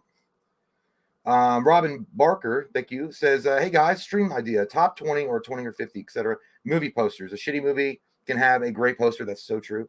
And vice versa. The Psycho remake is an example of a shitty movie with a terrific poster. You are absolutely correct, sir. Yeah, that'd be a cool idea. What was a great movie poster that I got lulled into to thinking it was good, and then all of a sudden I had a big dick in my mouth from the movie studios? Nothing's coming to my mind. Crispin Glover. I don't know, but that's a great idea. Yeah, there's been a few of those. Yeah, just like me, I have a great personality and stuff, and then until you see a really shitty wiener, and you're like, oh fuck, I knew it. It was too good to be true. But oh man, wait a minute, I had an idea. Wait a minute. No, I'll tell you what. Nightmare 5. No. Nightmare 6, Freddy's Dead had a cool looking poster. That was a great looking poster with his hand reaching over and going after the butt. It was a great, awesome looking, amazing looking actually poster. And then the movie just wound up being donkey dicks. But yeah, good idea. Rootin' Tootin', Texas Tootin'. Hello, sir. Says Mexicans released alien bodies today as if they weren't enough already. This world keeps getting stranger. I just stay the same. Now, you keep on shooting straight there, Rootin' Tootin'. You goddamn right. You stick to your principles and values. You stick to your goddamn natural light. You kick your feet up on that fucking wooden porch you got there and fuck the world. If it's going to change, it ain't going to change you, Rootin' Tootin'. If them goddamn aliens come in your backyard, you fucking shoot them with a goddamn shotgun. You hear me? Good on you, Rootin' Tootin'. Lone Star State. Like it. Legion. Thank you. It says, I'm going. Okay, Mike read that. Am I too? Oh, Mike did that out of order, I think. or I read, did I read all that shit before? Oh my God, did I really? I did. Fuck me in the asshole. I fucked this all up. Well, I re-answered questions is all I did. So that's fine. But this is what happens when Mike literally left me without a goddamn script, because we script everything. And the teleprompter's broke. I almost said, go fuck yourself, San Diego. This is embarrassing. I literally reread the fucking super chats already. God damn it. Fuck. All right. Well, okay, let me see here. I'm going, okay, so I think I'm at Adrian. Adrian, I'm Adrian. All right. Is it too bold to say that I find Jamie, Rachel, and even Tommy from 1 and 6 as more dense and intriguing characters than Lori ever was in totality? No, Adrian, that is not out there at all. You are completely cool to say that, and you are also not bold at all, unless you're in like a fanboy's wet dream and all they ever think of is that Lori somehow is the Halloween franchise. And trust me, there's a lot of subreddit groups that feel exactly that way. But no, I feel like I wouldn't really agree. Yeah, you know what? I would. Jamie, Rachel, and Tommy are they're much more of characters that pull you in and keep you riveted with their characters, and you want to see what happens and where they go. They have those movies do them a very good justice as far as portraying those characters. I think you're onto something. Yes, exactly right. Yeah, Lori, well, to me, wasn't that she was a one note type of character, because she does overcome that by the second one, and they do kind of improve and flesh out her story in the newer sequels. But yeah, I feel like there's a lot more meat to Jamie, Rachel, and Tommy. I really wanted to see Tommy's story go from 6, and not obviously what we got in Halloween Kills. But yeah, I agree with you, man. Tim Burns says, today some girl thought I was in the drive-through line. I wasn't. She honked and tried yelling at me. I screamed, eat my fucking box, bitch. Hashtag out pocket. Yes, sir, Tim Burns. You suck, bitch. Eat my ass. That'll show them. That's how you do things in America. Welcome to America. Welcome to the Thunderdome, bitch. Eat my box. Dude, I'll tell you what happened. I didn't know where we were because you didn't tell me. I went back and reread almost every fucking super chat. That's okay. And well, you know what? That's fine. That's fine. But I told everyone, since we script everything, apparently, and the teleprompter's broke. I don't know what the fuck I'm doing. I don't even know where I'm at right now. We are scripting son of a bitches. This whole show is scripted, honestly. I have a teleprompter. It's really fancy. Got it at Target. Yeah, go fuck yourself, San Diego. You ate a whole wheel of cheese? I'm not even mad. I'm just impressed. I'll be there at the end of the world with a half-alive chicken leg. What timestamp did you end up on? I literally got to 8:40. I just read Tim Burns. Hashtag out of pocket. I love that, dude. That sounds like a fucking band name that don't give one fuck if they sell out or not. Hashtag out of pocket. Hashtag out of pocket. I mean, you're never going to get signed, but that's cool. I came back just in time for Tim C's big old Tim C, bud. On the table, throwing that shit around, saying, "Hey, boys, I like what you do. I like the cut of your jib. I want to." Woo! I was doing the Wild Bill stomp, dude. I caught myself, by the way. Yeah, I was doing a bet. I did a parlay, and it landed like at the last second. On like did one you of the do games. A parlay with Captain Jack Sparrow? A bet parlay that shouldn't have landed. It did. And I want just a tiny bit of cash on it. And when it happened, I was sitting here in the living room by myself, and I stood up and I actually did the Wild Bill stomp. I was like, "Yeah, boys, come on!" Yeah, if you lost, you would have been like Harrison Ford in the Temple of Doom when he drinks that blood shit, like laying on the bed and screaming. That's the typical. I usually do lose. Tim C, we love you, dude. Thank you so fucking much. Too kind to us, man. Really appreciate you. Hey, all, what did y'all think about those aliens? Even though those Mexican aliens turned out to be fake, they were still fun to look at. Be safe about it. Dude, you should read. Did you read Texas Tootin'? Yeah. Yeah. Well, we talked about it earlier, Tim. I think it looks fake as shit. It looks as fake as like the meat that they say is meat on Taco Bell burritos. That's horse meat, y'all. Yeah, I didn't think it looked like fucking Baby Yoda from a Costco shelf that they had buried in the dirt and then got dirty and then said, "Hey, look, an alien," and they kind of cut off pieces of it. Yeah, you have to rewind the show a little bit, Tim, because we did do a whole thing at the beginning of the show. But I think they look like crusty Sour Patch Kids, like the ones you get for like a Valentine's Day. It's like I got you an oversized Sour Patch Kid. It's just it's like those people that believe that, hey, I spilled some coffee the other day on the way to work, and I had to stop what I was doing and call in for the week because I saw Mother Mary in the coffee spill. I was like, that's what it looks like a turd that I shit out when I was constipated a year ago. That's what it looks like. There's a face of that turd, man. I'm not poo-pooing it quite the way you are. Now the people here's the thing. They showed it to Congress. Like it was at a Mexico Congress. They brought these fuckers out and they look like they're in goddamn a cult? Were they wearing robes? No. The aliens look like they're in caskets. They're like silk caskets, and they're just like yama yama yama yama. I believe it though, dude. Like I'm not saying I believe them because they've been caught lying before, so maybe it's fake. But they say they pulled DNA out of them, so I don't know. But I'll say this: if they did find some shit like that in a mine in Mexico, I'd be like, 100% totally believe it, because those little fucking creepy ass things, you see stories all the time when you read into these stories. There's stories about little monsters in mines in like the deep eastern hills of Kentucky. They do a show, Hellier shows all about them. Yeah. So I believe it. I don't know. I feel like those motherfuckers would be suicided or like covered up so goddamn quick they never get it out in time for the press to know about it. If it was real, those motherfuckers would be dead. A remake of Jurassic Park, only instead of use the mosquitoes to get the DNA of the aliens that were here before us, and then we bring them to life, and then they start to attack us. That's a fucking movie. Write the script, AI. Were you talking? Let's go. You don't want to make it with me? That sounds dumb. Hey, with AI, we can just fucking let AI do it. We don't have to do anything. That's what I'm saying. Hey, we love you, Tim. Thanks, buddy. Thanks, Tim, man. You're fucking best. The best. Look at me. Around. Nothing's ever gonna keep you down. Okay, cool new show idea I had, and then we'll get back to the super chats and we'll let you guys randomly throw out some stuff for us to tier list rank. But I got a new show idea today, Jay. I was feeling fancy, and I thought this would be real fun for us to do. What? And it's called What Would You Do? The Saw edition. I pulled up every Saw trap from the first Saw movie. And we're gonna take a look at. It was not be in the same vicinity as those traps. So end of story. Yeah, the Class A dildo, never your dildo. I would never live in those cities, idiot. That's why you don't go bungee jumping to Mexico. They just don't have the regulations. What is that? Where does Saw take place? Is that New York? Oh, I don't know. I don't know if they ever said it's Chicago or New York, one of those cities. Atlanta, maybe. Tim C would bust them. He'd bust them, Dano. Bad boys. Fuck them, Dano. All right, so we're gonna go trap by trap. We're gonna go through the entire first Saw movie. There's not that many. And we'll talk about what we would do in this situation. And then we're going to ask you guys in a poll which of those options you would do. So let me share my fucking screen with you. Rock quickie here, titty fart. And we're moving. Here it is. All right, starting with the first one.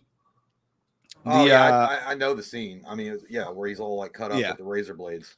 This dude, I don't know about copyright, but they find him. Oh, I better be careful too. I don't want to. Yeah, you don't want to. Yeah, and then also what you're showing is considered violent graphic images or something.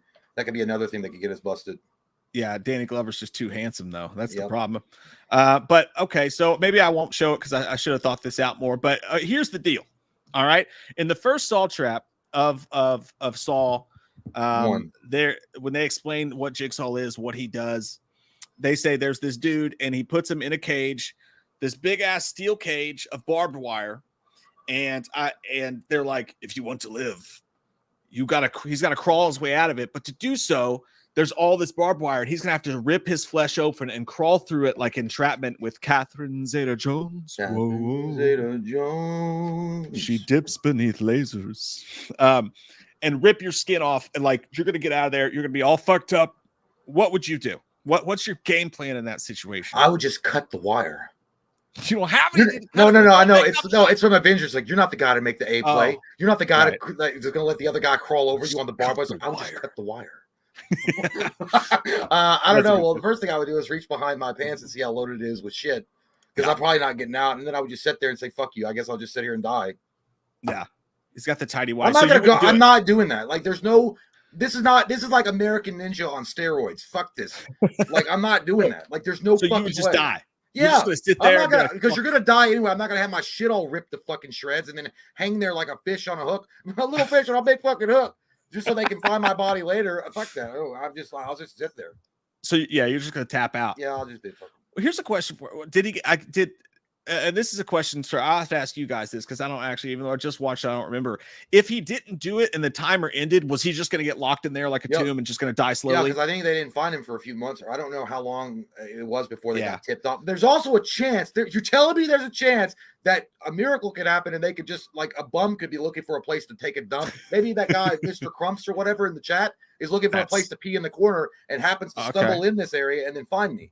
That's a fair thing. So I think that's our three options there. Number one option is just to give up and die. Number two option is you're going to fight your way through that shit and you're going to make it out of there scarred up, just flesh hanging off your fat gut. You might lose some weight. It's going to get tore up by it. Or the third option. It's always about carbohydrates, guys. Remember, these are carb killers. This one right here, proven fact. It cut down on weight loss in an instant. Just slice some fat flesh off of you, and you're good to go. Jim, get out of here. Keto diet, don't want to talk about it. Just slice yourself out with some barbed wire and take a couple of those, and you'll be good as rain. Dr. Now from My 600-Pound Life walks in and goes, I think you're a good candidate for weight loss, don't you? He's the next Saul guy. He's the villain. That'd be hilarious. It's a bunch of fat 600-pound life guys that are like really scared of this guy that used to like treat them, and he's like, I'm tired of you, piggy. And now I cut off flesh. Yeah, I'm sick of you not doing what you're supposed to do. I leave. So I'm going for it, dude. I'm going for it. I'm cutting myself up. I'm climbing the fuck out of there. I'm gonna be like, I could do it. I'm at least going to attempt to get out of that goddamn kid's place from hell. So that's what I'm doing. I'm gonna get fucked up. And I don't like being cut. I don't like knives. That shit scares me. My blood freaks me out. But I feel like I would be like, all right, I'm gonna take off my underwear. I'm gonna wrap it around my fists. All right. What if your tongue gets caught? Yeah, but it's probably going to happen anyway. That's the thing you got to think about, too. Your ass crack is going to get fucking barbed wire shoved in and fixed it. Your dick is going to get gnarled.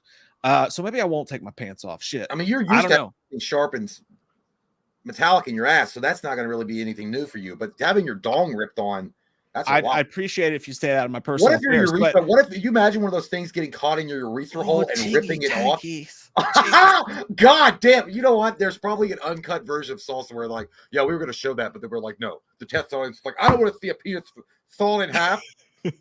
I'm gonna tuck it back. Would you used to that? Stuff it in your ass.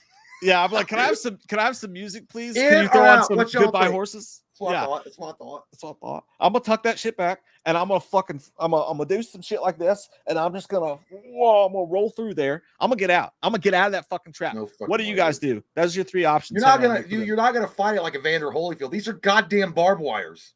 You gotta believe, Jay. If you don't believe, you got nothing. Hey, little did Jigsaw know I drank brisk Lipton iced tea, baby. These barbed wires don't bother me. Now we're gonna poll you guys and see what you guys think. There's really nothing you can do because that guy, you have a time limit. I mean, there's really nothing you can do except cut the fuck out of yourself to get out. And he was too fat, I think, and he got hung up on too much strands of his flesh. I mean, because I think he tried to start like carefully, and then he realized that he's fucked and he's got to get out. So, he went apeshit. Well, that's the problem with Saw movies, dude. Everybody makes the same mistake. They let the clock fucking run out. They're like, oh no. Because they're trying. I think that some of them are trying to actually genuinely figure out a way to actually where they're not going to maim themselves too badly, and then it's too late. Yeah, but that's their biggest mistake. They think about it. It's like, hey, I got a clock here. I got to beat the clock. I'm gonna stop whining and get down to fucking business. That's the way you. Let me rush head first in this goddamn barbed wire. Fuck the consequences. I don't care if my eyeball gets ripped out. Yeah.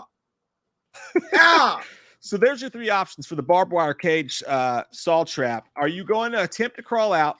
Are you going to give up and die? Or are you just going to hope someone shows up and see what happens? I'm unlucky for Jigsaw. He doesn't know how much crippling debt I'm under with my student loans. So you're doing me a favor, you son of a bitch. Unless there's a relief for my student loan payments on the other side of that barbed wire, I'll just sit right here. While you guys are voting on that, the second one is, and I'll find a freeze frame here. See it? I don't want to see it all. You do the most famous ones though, because there's a fuck ton of them. Oh, I'm only doing the first.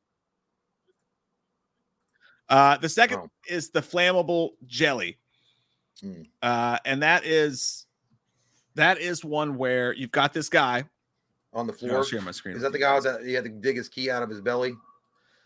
No, this is the one where the dude is in the room, and he's covered in flammable substance, right? He's got covered in KY petroleum jelly. It sounds like a hell of a night in New York. Yeah, sounds like a good time Orgy. for me, Steve. But he's covered in like this jelly substance that's super flammable. He's got a candle, and then there's combinations. He's butt naked. There's combinations all over the wall, but the room's completely dark. So you have to use the candle to see the combinations, and you have a poison running through your veins that's going to kill you if you don't figure out the combination to the safe, which holds the antidote. And the floor is covered in shards of broken glass. Yeah. So you have to risk looking up all the different combinations and running back to the safe and trying to figure out without lighting yourself on fire while walking on broken glass. But he has 2 hours. He has 2 fucking hours to figure it out. I would channel my inner Annie Lennox. It's like walking on broken glass, walking on. And I would do that. He was like Rob Thomas video. Yeah, I love Annie Lennox. But I would do that, and I would feel good. And also, by the way, this looks like nothing compared to my old marriage. I've lived this before. You should have seen my ex-wife when she was home drunk. So I would be having time to, I'd do that. I would I'd take my time. I'd be aware that I only have 120 minutes and keep that clocked in my mind. And you can only really estimate, really. And then I'd be fine. I got 20/20 vision. I don't need glasses and shit. You took your time. You hurried up. You got. But then I would be unlucky enough to be like, "Fuck yeah, dude! I got the key." And then I'd be like unlocking myself. And like, "Fuck you, Jigsaw!" But my elbow would hit the thing anyway, and the fucking candle would fall out. It's like he almost made it, but because of his own arrogance, he got fucked. That's the one. I think. I don't think they're. I mean, either way, it sucks shit. Would you? I guess everybody would probably try, right? I mean, but like it is dangerous. You got to pick up that candle. I mean, and it's sick because he has 2 hours, but that candle might run out pretty soon. What was going to happen if he didn't get it in time? What was it again?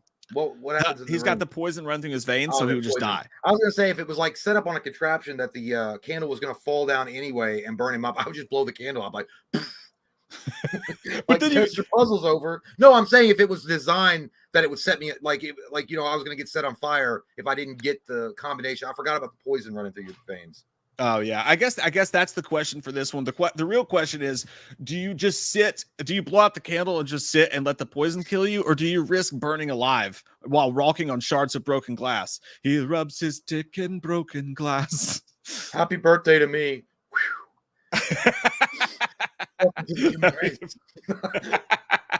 That's great.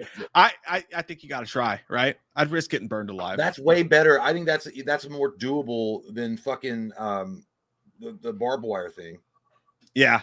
So I guess that because of the barbed wire thing, even if you manage to avoid major organs getting pierced, you're gonna probably have major blood loss, and by that time, you're not even gonna be able to do anything anyway. Yeah, that is fair.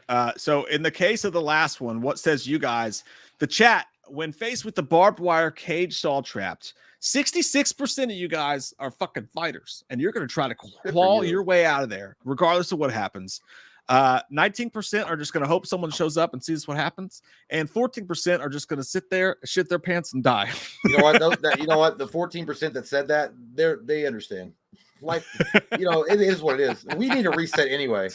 I guess we're learning a lot about ourselves through this. I don't think we're learning anything. I think that the enlightened, the 14%, understand that this world is dog shit sometimes. So fuck that. Hey, screw that, man. It's too far. I'm kidding. I'm kidding. But I really wouldn't. I mean, to me, I'll die with all my appendages intact. Thank you. I'm not doing that. I'm going to poll you guys now on the jelly situation. Would you rather put it in your ass without jelly or jelly? That's what I thought. What you like? What you thought? What you like? You raw dogging it? Poison take you or risk being burned alive. Mm-hmm. So that's that poll. I have a good feeling where that's going to go. I think everybody will have pretty much the same situation. So but also, I hate escape rooms. I've never been in one, but I do too. I've never been in one, but I was like, that would annoy the fuck out of me. I don't like it. I think it's stupid. And I would get bored. I was like, all right, unlock the fucking door. All right. Woo. I'm scared. 60 minutes is boring as fuck. I really don't even like these people. I was just going out on a group date. Let's go to an escape room. That almost happened, by the way, on another fucking date. They almost booked an escape room. I was like, all right, thank God we broke up before that. I also, by the way, my daughter, my 13-year-old, just had a birthday party, and they did an escape room for it, and they got out. I've only done one before in my life, but I hate puzzles. I hate fucking I don't puzzles. like them. Yeah, I don't like them. It's boring. To me, that's stressful. Like, I'm going to argue with everybody. We're going to get an argument. Are you going to try to pretend to be the hero like this? I got to figure out, this is my day off. I want to have some beers and sit on the couch and watch some football, watch a concert maybe. I don't want to go in here and do all this complicated fucking shit and stress myself out to get out of a fucking back door of jaw hairs. Yeah, like on Saturday afternoon or evening or something, you could be at home watching a game, like chilling out, drinking some beer, whatever, just relaxing on your own instead of straining your poor brain with bullshit like left and right, up and down, do it right, don't be a clown. Like, what a fucking stupid shit is this? Yeah. And then someone's like, calm down, guys. Okay, let's think our way through it. I was like, all right, we got Captain fucking Fantastic. He's trying to act like he's Sylvester Stallone from Daybreak over here trying to figure things out. It's just like, I would just stand against the corner, dude. Like, I'd be like, all right, you know what? And then somebody would be like, hey, aren't you having fun? I'm like, no, you bitch. Let me out.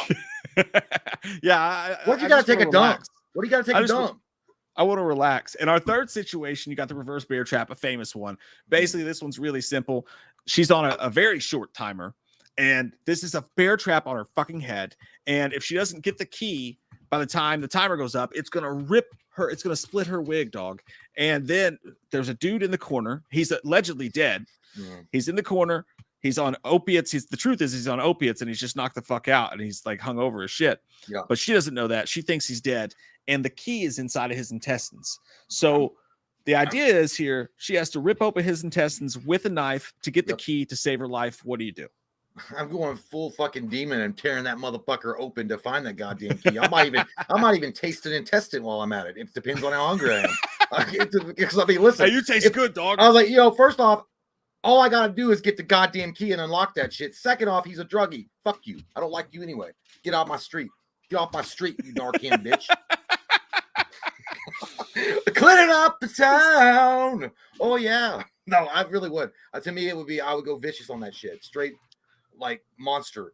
The question is, like, I don't think she knows. Like, I think they leave it vague, but I think she knew, because right before she's about to stab him, he's like, no, I thought that was I think they fixed that. I think in the timeline, like later on, they showed it that he might have been alive, and she did it anyway.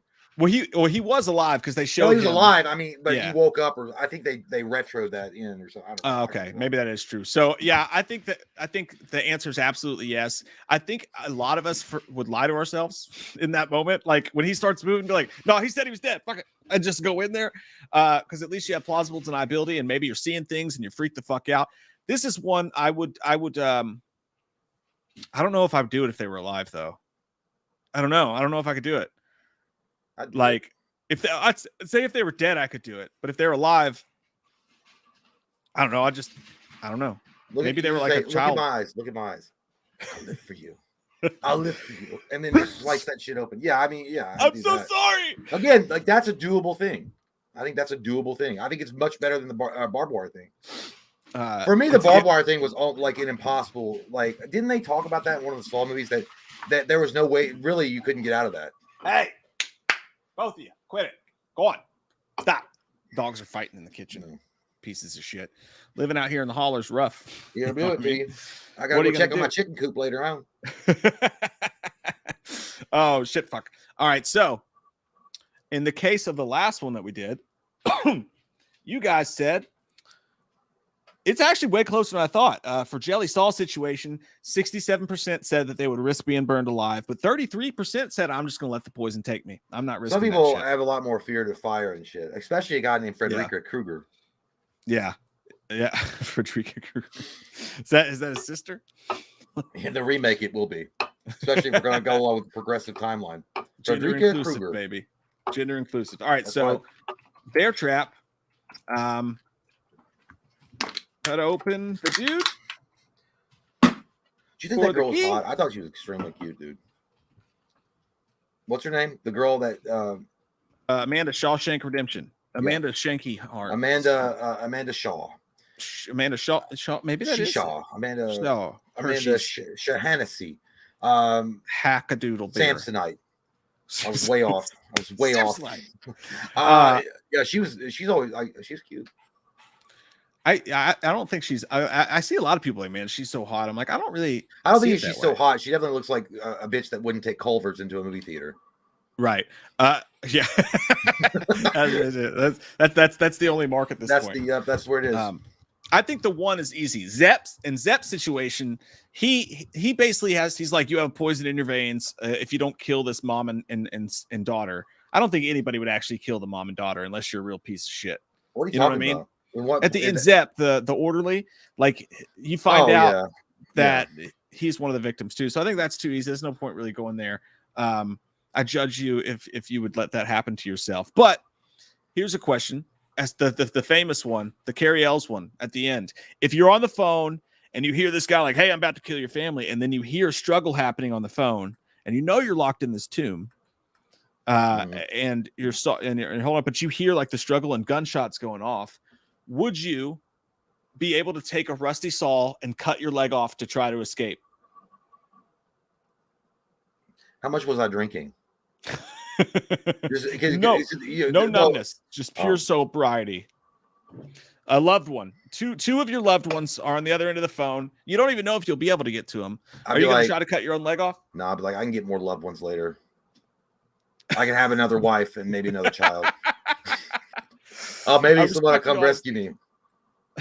There's a lot of fish out there in the sea. A lot of fish. I would like to think that I would, but I will say this: that he is a surgeon. He's a surgeon.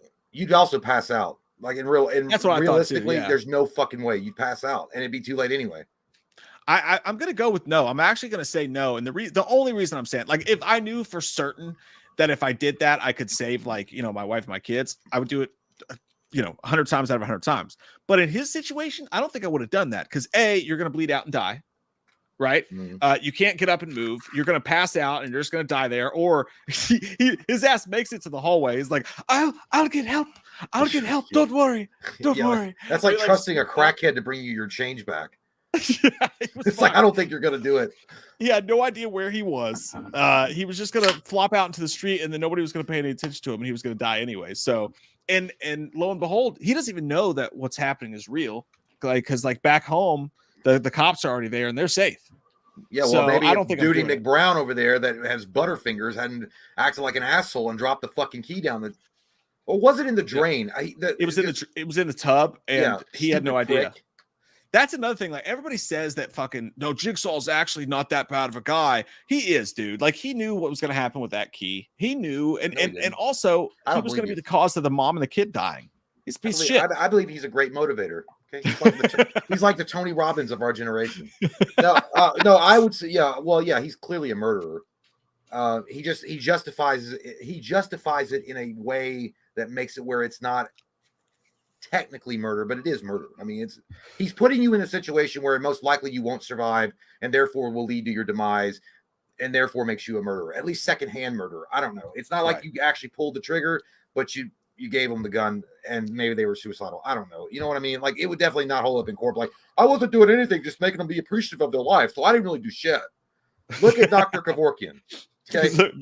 They wanted to die. So I'll do the service, right? I had an ice cream truck converted into a wheelie of death, and they would pay me some money and they'd come on board my little ice cream truck and I'd put something in their veins, they'd die. And then, not on me. I want to remake an entire Dr. Kevorkian movie with you just doing that voice. And that's going to be great. Yeah, that'll go over really well because I'm sure we could definitely sell that to the studios. Hey, we're making a Dr. Kevorkian movie. It's kind of a comedy, though.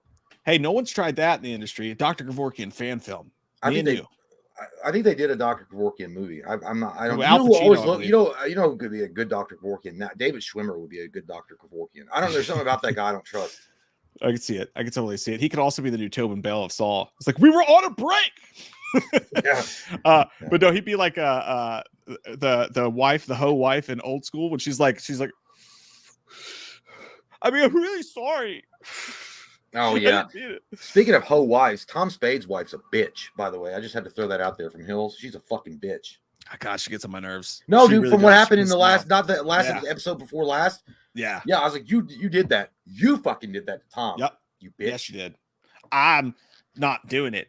I'm gonna sit here on my fucking ass. Like, if you don't fix it, Tom, sandwiches, then I'm just gonna have to quit. Because I know we're supposed to get through the good times and the bad, but Lord knows I've been through the bad. So if you don't find a way to make them good again, then we're done. I'm like, fuck you, bitch. Get out my house. Let me eat my beans in private, ho. Go. Just go. Just fucking go. Anyway, guys, we get off on a tangent. Hills is so good. Go watch it. Yeah, please do. In the case of the bear trap, it's way easier. Hey, we're a bunch of pieces of shit here on this channel. 92% would cut open the dude and get the key. 92% would provide murder. That's survival, bitch. Again, Thunderdome mentality. Mad Max riding through. Fuck you. You do it to me if I didn't do it to you first. Fuck this. No, what's that? It's Ving Rhames. Better them than me. Fuck y'all. 8% would just sit there and become a smashed watermelon. Smashing pumpkins. For a dude, for a meth head that you don't know. And for that, that guy could have let him be, man. He could have done some nasty shit in his life. How do you know that he's deserving of his chance to live? Fuck him. Saw your leg off. To maybe. Okay. The answers are yes or no on this one. Would you saw your leg off to maybe save your family? I'm going to say, generally speaking, most people are going to say yes, probably. But I just feel like you can get new loved ones. Yeah, and take everything into consideration here too, guys. Like he had almost no chance of getting. He didn't make anyway. If you've seen Saw, he didn't even make it. Like later on, you see his fucking body, like no leg. Yeah, he's not a full man anymore. He's not half the man he used to be. That's for sure. I'm half the man. No, but seriously, it's stupid. Why would you do that to yourself? You're not gonna make it. What are you gonna all of a sudden get find something around you that looks like a stick that sticks up there like your peg leg Jim? He was just hobble down the fucking hallway. He was a surgeon, to be fair, though. Oh, by the way, somebody sent me this. This is my favorite part of Saw. Chris Parslow, a good man. You and a couple other people did send me this as well. This is the. Oh no! It says it won't play the video. Shit. It says it won't. It was on Vimeo. Oh no! Here it goes. Vimeo always buffers. I don't know why. I can't watch videos on Vimeo. Yeah, this one's. I downloaded it, but it's not working either. It's freeze framing. But it's that part in there when he's yelling at the killer, and he's like, "You son of a bitch! I'll kill you!" And then the phone rings. He goes, "Ali." that was questionable acting skills there, Carrie. Yeah, Ali. Ali. That's good shit, man. So that's like when your mom was yelling at you, but the phone would ring and she'd be like, "Hello." It's like you will be. She'd be like, "You're not going to school. That's fine. Then you're going to sit in your room like the heathen you are. No TV. No. Hello. Yes, honey. How are you? Hi. I'll be at church. Oh yeah, I love church. It was great. It was a great day about understanding and forgiveness. 100%, dude. Okay, we're gonna go to the super chats real quick. Wrap that up. Take another breaky poo, and then the last part of the show, we're just going to be taking random recommendations for the old tier list, the old dick twist. While you guys vote on that shit, Child of the Corn, he says, "What's good, fellas? Who y'all got? Demi Moore and striptease, or Elizabeth Shue and cocktail?" Elizabeth Shue, for me. Dude, Demi Moore was fucking hot as ball sacks in striptease. I gotta stick with Demi Moore, dude. Like she's fucking goddamn, and to believe that Bruce Willis and Ashton Kutcher both pounded that Ficina, and they had a great cocktail about it and talking about it. That's amazing to me. But yeah, Demi Moore's hot as fuck, dude. Even in G.I. Jane, she's fucking hot. Yeah, I'm just gonna go. The reason I go Elizabeth Shue is A, she's beautiful, but B, I think Demi Moore seems unpleasable. You know what I mean? I feel like you'd have a fun time with Elizabeth Shue. You know what I'm saying? Mm-hmm. Demi Moore, I feel like we just judge you the whole time. You should have said Elizabeth Hurley from Showgirls, because now we talking about a different kind of situation right there, all right? Because that girl's ready to do some girl on girl stuff. She don't give a shit. She'll make it in the goddamn Vegas. She wowed in the sheets, bedazzled, bedazzled. But Demi Moore's got a better looking face. Mota, I like. Oh, this is the Rip dude. Speaking of good looking people, it says, "I'm the kind of G the little homies want to be like in my knees in the night, saying players in the street live." Yeah. Players, I can't rap. I'm sorry. Still can't get over that joke that Jay said about my profile. That's what you remind me of, dude. It looked like you just got done working out in your garage or something, and then you go out in the street and say, "Yo, take my picture, dog." And that yellow light's coming down. Yeah, bro. Them little homies only want to know about what I can give them, but I'm gonna show them how to live, how to be in their life. You know what I'm saying? Like I used to be a thug. I used to be all about that street life. Now I'm all about that healing life. You know what I mean? Get off that drugs. You like a motivational speaker with that picture. Michael Barton said, if Heels has hot gay scenes, I'm totally on it. Well, there's a bunch of dudes with no shirts on rolling around. They're sweaty. That's true. There's a couple questionable moments with Wild Bill. There's no gay scenes in it. I don't think there's any gay. One of them, no.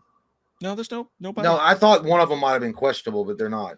No storyline. Sorry, Michael, but like Jay said, dudes with their shirts off, wrestling and sweaty punching each dudes other, rolling around on top of each other. I mean, if that don't get your dick hard, I don't know what will. Yeah, don't come for my shit, boy.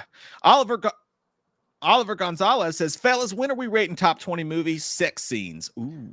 Tomorrow. 11. I don't know. I have to brush. I mean, oh man, there's some good ones though. The double impact one is sexy as fuck, dude. When she's having sex with that girl on the boat, and then Alex goes, motherfucker, and he's spitting out tequila because he thinks his brother's banging his wife. Yeah. I got an all-timer. I got an all-timer for you. Jessica Biel, London. That's a good one. She's like, let me know when you're going to finish. I think she was just giving him head. She was on top of him. Oh, yeah. And they were doing it. And then she's like, let me know when you're going to finish. Yeah. And then when he's going to finish, she drops down. And then she does the wow. Yeah. Number one is Brokeback Mountain without a doubt. I mean, you just can't get over those two hot, sexy ass dudes fucking each other in the winter. But it's got everything: cowboys, wrestling, and sex. Steven Seagal, that one sex scene that he had with that one hot ass chick from Mark for Death. Is it Mark for Death? She's hot, dude. Yeah. Kelly LeBrock or whatever. I think that. Yeah. Was it Kelly LeBrock? Wasn't she the one from Weird Science? Yeah, I think so. Yeah, I think we're fucking up her name, but it's close to it. Yeah. Lisa Serial. Lissa. Fuck, you told us, and I forgot. Shit. Fuck. Fart. The Back to the Future musical is on Broadway now. Speaking of, what do you all think of these movies getting turned into musicals? I think I don't mind that. I don't think that, like, Back to the Future musical is a lot better than them saying, hey, Back to the Future remake with Justin Bieber. Yay. I'd rather see it on Broadway than ever in the hands of Hollywood doing shit like that. So I'm fine with doing a musical. I'd actually watch something like Back to the Future, the musical, because that's a great trilogy. I think it works in any format like that. And like Ghostbusters, the musical, will be fine. So I'm not turned off by that. Like, I don't like, imagine it would be shitty though. They were like, we're going to re-release the Back to the Future trilogy and it's all going to be musicals. That's stupid. But if it's just on Broadway, that makes sense. I actually would watch that. But yeah, I'm into that, man. Like, it's funny because on Hard Knocks with the Jets, with Aaron Rodgers was on there, they actually went to the Back to the Future musical and they were like, it's fucking amazing. Like, it's awesome because they keep going to all those Broadway shows. Evil Dead's got one too. I say I'm all for it, man. Like, let's do it because like, as long as that's not like, then it's not canon. You can do whatever you want with it. It'd be like experiencing it in person, like Universal Studios type thing. I think it's pretty awesome. Yeah, I like it. I like you, Lisa. Sorry, fuck up your name. I'm just gonna call you Cyril from now on. Cyril, how you doing, Cyril? Serial killer. Maybe. You never know. Austin says, you guys hear about the new Goosebumps by Disney? Those poor kids today have to grow up with the CGI non-offensive fluff. I feel lucky to have grown up with things had bite, soul, and everything was cool. I didn't know about them doing anything new with Goosebumps, but yeah, you're right, man. That sucks for them. You fucking losers. Born in the wrong decade, you dumb shits. Go stick your TikTok and Twitters. Yeah, that does suck though, man. Yeah, Goosebumps back in the day was great, man. You had like Erie, Indiana. You had Are You Afraid of the Dark? But yeah, you're right. Back then the shows had bowls. They didn't give a fuck. They just did what they had to do. Yeah, and I think that I've only seen stills from Goosebumps. I know it's on Disney Plus. So I mean, but Goosebumps was always meant to be gateway horror. I mean, even like the man with the haunted mask and all that shit like that was never like actually scary. But I do agree with you. It would suck to be a kid. But on the flip side of that, these kids are growing up with the access to the internet. 90% of them have, so they see everything they want to actually see. Now, if you're a parent these days with a super strict parent who won't let you on the internet or with a phone or whatever, then you're in rough. All you can watch is the fucking Captain Marvel 2. That's rough territory. Man. That's rough sledding. You're gonna turn out like shit. No, well, also, but you're right. The CGI shit and the non-offensive stuff. You're right. They're gonna bend over backwards to make sure that doesn't happen, and that's what really takes away from it. I can even live with the CGI nonsense, but when they try to bend over backwards to make sure that no one gets offended on the fucking planet, then you know you're gonna have a shit story, because that's the problem. It takes away from the story. They can't just tell a fucking story. Now you gotta be like, well, we gotta make sure this and that and this and that. Oh my god, just make Mary Poppins about Goose. Fuck it. Everybody wins. I am excited. Justin Long's gonna be in that though. He's fucking awesome. I like Justin Long. Colt Candler. Good man says, me and the family went to the state fair today. Cool, man. What's y'all's favorite fair food? Also, do you trust the 2-day setup rides at the fair? Much love as always. Fuck no, dude. Fuck no. Thank you, man. No. I remember going to the state fair a long ass time ago, dude. And I swear to God, I don't know if it was the Ferris wheel or one of the bullshit carousels, but I swear I heard like a goddamn screw, like I swear I heard it like metal on metal ricocheting while it was going around, and I was like, I seen Final Destination, bitch. Like, I don't trust that shit at all. You know that shit's like reused, like 50-year-old fucking equipment that they haul in there, and they don't give a shit when they're banging at this guy smoking a cigarette with a big pot belly, and he's like, yeah, that goddamn thing looks tight enough. Move on to the next one. It's like, sir, we need a monkey wrench. You being a dumb shit. Come on, it's tight enough. Move on. And then some kid goes fucking flying off into the atmosphere after the fucking thing breaks loose. I've seen it 100 times, so I don't trust him at all. It's a favorite fair food. I couldn't really give you one because I haven't been to the fair. The last time was when I heard that metal on metal screech, and I never went back. But I would imagine it would be a corn dog. That sounds safe. Dude, I fucking hate. It's probably the safest thing at a fair, and a corn dog's never safe. But I'll tell you this, dude. I fucking hate the fair. I hate fairs. I hate county fairs. I hate the state fair. I hate all that shit. And you know why? Because it's expensive as shit. Yep. And it's a jip to get your kids because it looks awesome to the kids. This is holy shit. A UFO just fucking landed, but you know what you're in for. You've been on all the rides. You've puked on the fucking thing that goes around, all that shit. I hate going to the fair. It's hot as fuck, and you're there with, like, no offense, but like a lot of really stinky, sweaty Walmart types, and that's not fun at all. Yeah, chargebacks.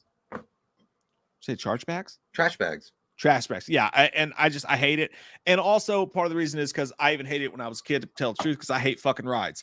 And I specifically don't trust roller coasters. I don't trust man-made shit. I do not trust. I trust those shits at those fairs less than anything. Because like you said, these people there, they probably make whatever they make, and they have to set that shit up every couple weeks, test it every day. Fuck no. No, thank you. No, says I. When my family gets on those rides, I sit underneath them ready to fucking catch them when they come flying out of it. That's how paranoid I am about it. I don't trust them. And maybe the bigger fairs are different, but I mean, we're talking about our county fairs, like, in the deep south of Kentucky here. You're talking about, hey, man, for fun, what we like to do is we like to get a tractor, and then there's a fucking skateboard, and you're going to hold on to the back of it. There's going to be a rope, and then we're gonna take the tractors, and we're going to run through big piles of horse shit. And whoever falls off and hits their face in the horse shit's the loser. Y'all ready for that? And then after that, we're gonna have demolition derby. That's what I remember. That we in my county fair. That's all it was. Fucking demolition derby. Yeah. God damn. Woo wee. Look at them old fucking cars banging into each other. And like fucking rednecks were getting boners and shit and slapping their wives in the stands. It was just another day in paradise. Yeah, and then also like the fucking I did one time, dude. I got drunk. I was drunk, and they had one of those at the mall parking lot. And me and Katie, derby? No, just a fair, just a little fair. That was a derby. No, it was at the mall in Lexington, and we had a couple brewskis at dinner, and I was feeling good, and I was like, "Fucking, I'm gonna ride one." Katie's like, "Really?" I was like, "Yeah, let's do it." I got on the worst goddamn one you could. I got on those caged ones where they put the cage down on you, and you just flip around like a fucking idiot, like in circles. Dude, I was up there. Forget the beer muscles. I was up there like, like inside. I didn't let that out, but I was like, "Oh god, oh god, oh god, oh god." That shit was rickety as fuck, dude. I should have died that day. When that gate opened, I'm like, "What did you do? That? I told you to stop." That's my inside. They'd be like, "Oh my god, are you okay?" I'd fucking revert into like fucking Gilbert Grape's brother. I was crazy, like, I could have drowned it. I could have drowned it, Gilbert. That was basically me as a kid when my parents shoved me on those fucking rods and made me do them. I don't trust them at the big parks. I'm definitely not going to trust the ones that they have to take from city to city mobile every couple weeks. Fuck that shit. No, dude. But fair food, I'm just going to go standard old funnel cake. Yeah, our county fairs where fucking Pennywise hangs around and picks up his victims. It's like that kind of county fair. Yeah, your parents drop you off. You try not to get your ass whooped, then it was a good day. That's all it was. Back in the day in high school, you go and just say, "Hey, man, I heard like Charles going to fight Billy out there, man. You going to see it? Yeah, man, come on out there. It's going to be in between the derby and the shit racing. Yeah, so make sure you got a good seat for it." The weird fucks putting their like 6-year-olds in like beauty pageants and shit. I'm like, no. Yeah, that's weird. Yeah. Hey, you're the hottest. What is it he says in Waiting? He's like, "Oh, congratulations! You're the coolest guy at shenanigans." Like, Woo! the prettiest kid in fucking Winchester. DJ Graham. That's like saying the smartest kid with Down syndrome. That's what it was. Yeah. DJ Graham says, I once saw a meme of Adrian asking Rocky why he won't eat her ass. It was the scene from Rocky 3. He yelled, I'm afraid, all right? For the first time in my life, I'm afraid. Oh, that's a good one, dude. That's exactly how I feel. That's fucking hilarious, man. Dan Murphy, new season of Ancient Aliens about to be fire. I think the cartel gave that alien fentanyl. Fucking shit. Hey, Jay, I always love your analogies. Can I get one for what Mitch McConnell freezing looks like? I don't know, dude. Like fucking, I don't know. Like when you got a plate of food on the microwave and that thing is spinning and then it fucking stops and you think your microwave's broke and then it gets all burnt up when you open it because it didn't do the spinny thing. I don't know, something like that. Oh fuck, dude, that shit. I know it's me. Or like no, maybe it's a quicker. Like if you touch it, if you're cautiously walking up to a horse and you touch them on their hind, and they go. And then you don't know what's coming next. You don't know if you're going to get kicked in the chest, or maybe when a veterinarian puts a thermometer in the dog's ass to check it, and he goes. You guys ever seen it? I got to take my dog to the vet Friday, and the vet sticks a thermometer in his ass. He's like looking around. And as soon as that thermometer goes in his ass, he goes. It's just like a human. It's McConnell, dude. That's straight McConnell right there. Somebody put a dirty finger in that asshole. That's fucking true. Mike Parton said, y'all need to see me in the sheets. I believe he means that he might be a customer service worker at a Bed Bath & Beyond. Oh, I thought he worked at the store Sheets with a Z. Yeah. I don't put sheets on my bed. I can't afford them. just raw dogs in bed. I'll just have I just sleep on the mattress, man. Yeah, I'll just have a sugar packet or two. Bruda Asa, that's a beautiful name. I don't think I've ever seen it before. It says The Specialist has a hot sex scene with Stallone's ass. I do remember a sex scene in that. Kim Basinger, is that the one in The Specialist? I don't know. Fucking who's the chick in The Specialist? No, the dude's ass that I remember that sticks out the most in my mind is Van Damme's big bubble ass from Bloodsport. After he has sex with that girl and he pulls up his undies, and he's got Sharon Stone, and you hear the slap of the elastic when he slaps it in. He goes. As you see his ass, I'm like, that's a nice looking ass. I ain't gay, but if I was, I'd make a stack out of that cake. I'd eat that like one of them fall cakes that Liv Dunn puts out around October. Buns right there, bud. I'll turn you sideways and have a good old time with it. Put some sauce in it. Oh yeah. Put some man sauce in that. I won't put my man sauce in your fall cakes. Oh man, I can't wait till Jean-Claude Van Damme ever comes on the show. We talk about his ass. Dude, he had a crazy sex scene in that movie, Desert Heat or whatever. He's in a hotel room and the guy opens the door and he's like carrying this chick and he's all fucking glistening and shit. It's really hot. If you look like Van Damme and you were in that kind of shape, you're allowed to have any kind of sex scene you want. That's true. I heard that back in the day, though, Steven Seagal, like that was like requested. I just want to show her that I love her in the scene. So in order to do that, we have to have a romantic scene. She needs to take her clothes off and begin giving me head. Right? She needs to come over and we need to practice. And then like, Steven, this scene is literally involving you picking your kids up from school. No. We were trying to get back together, the wife and I. And then he would just rewrite the whole fucking script. That doesn't need to be. Send her to my house about 4 p.m. on Sunday. And I don't get punched in the face. She doesn't ride me. I ride her. I don't lose. Don't emasculate me. It's against the Native That's American literally, traditions. apparently, Steven Seagal is not allowed to lose a fight. He's not allowed to get punched. He's not allowed to do any, like, you're not allowed to do any of that. Yes, he's got major little dick energy for sure. So that's probably why you've never seen him naked like Jean-Claude. Danny Flores said, have you guys ever woken up in the middle of the night and the show Ancient Aliens on Discovery Channel's on? The guy with the, I thought you were going to say something else there. I was reading ahead of you, but yeah, dude, I thought you were going to say, have you guys ever woken up in the middle of the night, ran into the bathroom to take a shit or a piss, and looked at yourself and your hair is the same way as that weird guy? And you're like you just fucking figured out what electricity was, and your hair's like crazy and shit. You're like, I'll make it one day. I'll find 1.21 gigawatts. Dude, I like to go to sleep to those shows though. I do. They're soothing. To me, you throw on like the Discovery Channel. Yeah, dude. I remember when Ancient Aliens was brand new, and I would watch the new episodes. I thought they were great. And that guy with crazy hair, I was like, now that's the guy. That's the guy that's going to be the one that discovers alien life for the first time. And they all called him crazy because he had weird hair. The joke's on you, weirdos. I found an ancient alien. And because he'll be like this, and there you go. Ancient aliens are real. I do. I'm gonna pee my pants. I'm gonna pee All my pants. I'll be right back. What time stamp? We should be covered. 10. We're right. Brand Ferguson's got one for you. All right. See you in a moment. All right. I'll see you soon. I'll see you real soon. Oh, thank you. Brandon, thank you, man. He says, I used to go on the rides at our county fair until I got stuck upside down on this ride called the Inverter for like 15 minutes. Dude, that fucking blows ass. Is my nose bleeding? I've been on here for a half hour. I think I'm losing feelings in my eyeballs. No, you're fine, man. It'll just be another half hour. Oh my God. Okay, thanks. And then by the time you get off, you're catatonic. Like, I was up in the Inverter. Yeah, that sucks. That's actually fucking scary. All right, cool. We're caught up. Now we can talk live together. Cool meetings. All right. Daniel Myers, Crazy Labs. Hey, Mike and Jay, how are you? Awesome legends. How are you doing? You're a legend. Let's not talk about this. You're awesome. D. Lance says, could it be an alien spacecraft in Kentucky? Only time will tell. Yes, time will tell, and time has told. Have you seen some of the eastern hillbillies that live out here? They already look like aliens. It's called inbreeding, not alien landing, inbreeding.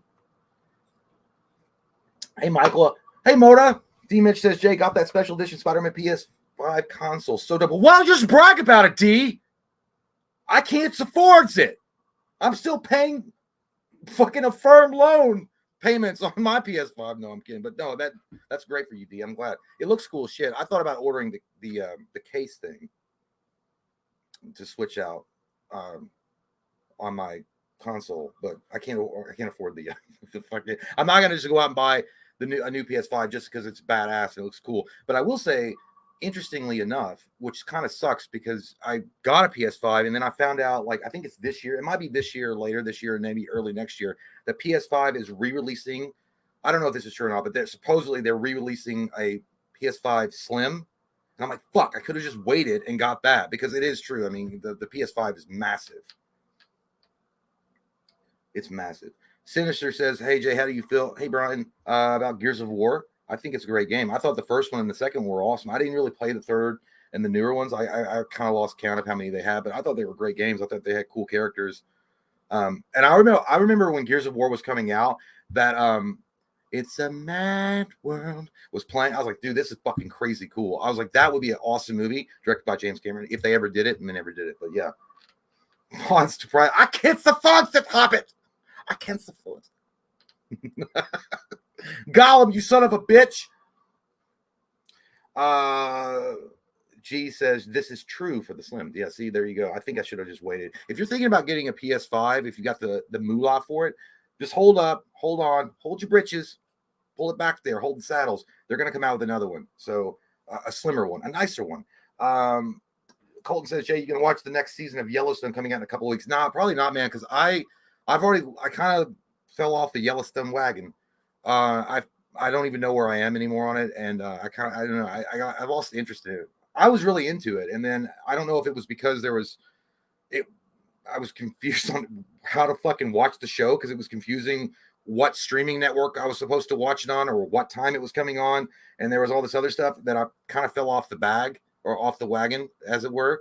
The Oregon Trail wagon. But also, I don't like Beth, and they didn't kill her often, and I'm so fuck her. I think that's her name, right? I don't like Beth at all. I hate that woman. But yeah, I'm probably not going to watch it. Right now, I'm just obsessed with heels, and not like in a weird way. I love feet and heels. Women heels. The show heels. And we've talked about that already. I'm just talking about the newcomers that just came in. But yeah, it'll probably just be heels. I don't know. Maybe I'll find something else after that. But Daniel Flores, thank you, man. Says, y'all missed my first chat. Well, fuck Mike and his asshole eyes. Hi, guys. My wife and I are celebrating our 4-year anniversary. Congratulations, man. We got married in September, Friday the 13th. Well, that's not a bad thing at all. We'll be seeing you guys next month. Can you tell her to bend over so I can do my thing? Yes, sir. Hey, woman, bend your ass over. Let it put his dick in your ass. What's wrong with you? It's your 4-year anniversary. Love, man, to have some dick in your ass, love. Give him some of your booty juice squeeze. Now, I hope that was enough. I feel like I was very convincing and loving at the same time, Daniel. That's how he is in bed, too. Well, Daniel asked us because him and his wife are celebrating a great milestone. On Friday the 13th, they were married in September and therefore are celebrating a 4-year anniversary. He was just saying if we would be gentlemen enough to tell his kind lady to bend over so he can do his thing. Oh, me. But I said butt sex, but maybe he meant just like he wanted the doggy style. Snoop Doggy, doggy style. But yeah, I don't know. I just went to butt sex, but I could have been wrong. Maybe he just wants to eat it. They call me Cuban Pete. I like to eat your anus, please. Licky boom, licky boom, licky boom boom. I use the wet wipes, and my body's clean and nice. We're gonna ask for an update when you guys come. Like, hey, did you let him have his way? Yeah, that's gonna be an awkward conversation, especially when he's like, "Hey, were you the asshole that told my husband to bend me over like some kind of winch from a bar and fuck me in the ass like I have no mind of my own?" It's like, no, Mike said that. I was using the bathroom then. Yeah, and I'll just be over there. I won't hear anything, and I'll just be like, eh. Well, God, Mike's such a misogynist. Did you see what he said about Jada? Such a misogynist. Yeah, it's problem. See what I said, Jada? It's better. It's better what they were saying. That's true. All right, I gotta go pee now. Thanks. All right, enjoy it. I'm gonna think about it. I'm thinking about what it looks like when you're holding your dong in the bathroom alone, wishing I was there, wishing I was with my best friend, watching the piss come out of his. You know what, Daniel? The way you do it is you just say, you know what? It's all right if you don't want to let me have that ass, because you don't always have to fuck her hard. In fact, sometimes that's not right to do. Yeah, you know, but I like to think that maybe you just want to taste it a little bit. Because you know what? I'm gonna be honest, like the butthole stuff is like one of those things you gotta try. But is it really that great? Is it really that great? I don't know. That's for you to decide. And you guys can decide that together. I'm sure it's going to work for you. Congratulations. And I'm sure you're going to have a lovely, happy marriage. And she's going to let you take that ass to fucking Texas and back. It's like that Kid Rock song says. I'm a cowboy. Hey, you could tell her that you just really felt moved by Brokeback Mountain. And, you know, you're not into men, but you really want to see if that brings you all closer together. Because I know it did them. I wish I was in that tent. No one has love like that. No one except for Mitch McConnell. I don't know what the fuck I'm talking about. So Win then says, hey, Saggy Sirs, what are your thoughts on the Beetlejuice sequel? They are filming in Vermont. I'm moving there later this year. Also, any interest in American Horror Story this year? Have a great night, guys. You have a great fucking night. Don't tell me what to do. You know what, man? I don't know. I saw what Tim Burton said about it, and it actually got me excited because he was like, I scaled it back where it's just actors, you know, in a room acting. We're not doing all this crazy shit. We're going to make it really simple and basic. And that's kind of shit that gets me excited. So I think it could be really good. And I'd love to see Michael Keaton pull it off again. I hope it's awesome. It's the same guys doing it. So it's not somebody bastardizing it to make a buck. You know, I think it's a good deal. I heard they're 99% done with it already, which is crazy. American Horror Story, no. I checked out like 2 seasons ago, man. I checked out 2 or 3 seasons ago because they do the same thing. It's like they started off and they just throw a bunch of wacky shit around. And American Horror Story and Ryan Murphy, whatever, is like, we're going to create all these possible places it could go. We're going to give you this really cool story. And then by episode 4, they're like, I got tired. Like I was writing a song. I got tired of the song. So I just repeated the chorus 7 times. Just did some weird shit that makes no sense. And people think it's cool. Like they never follow through with a story. They think they're so profound. It's like, no, you have to tie it together. It's got to be cool. And they always just wing it and do dumb shit, end up ruining it. So I got sick of wasting my time. So I don't know. Maybe this year I'll watch it. It depends on what's going on. But, you know, Dana Flores finished. Hey, everybody golf clap. That's what my wife does when I finish. It's a nice little respectful golf clap. Well done, sir. We're happy we could help. And yeah, you know, Kim Kardashian being in it is in the new AHS for sure. Who knows what that'll change? Is Kim the one that's married to Travis from Blink? The new Blink song is coming on Thursday. Not tomorrow, but a week from tomorrow. That's going to be exciting. I can't fucking wait.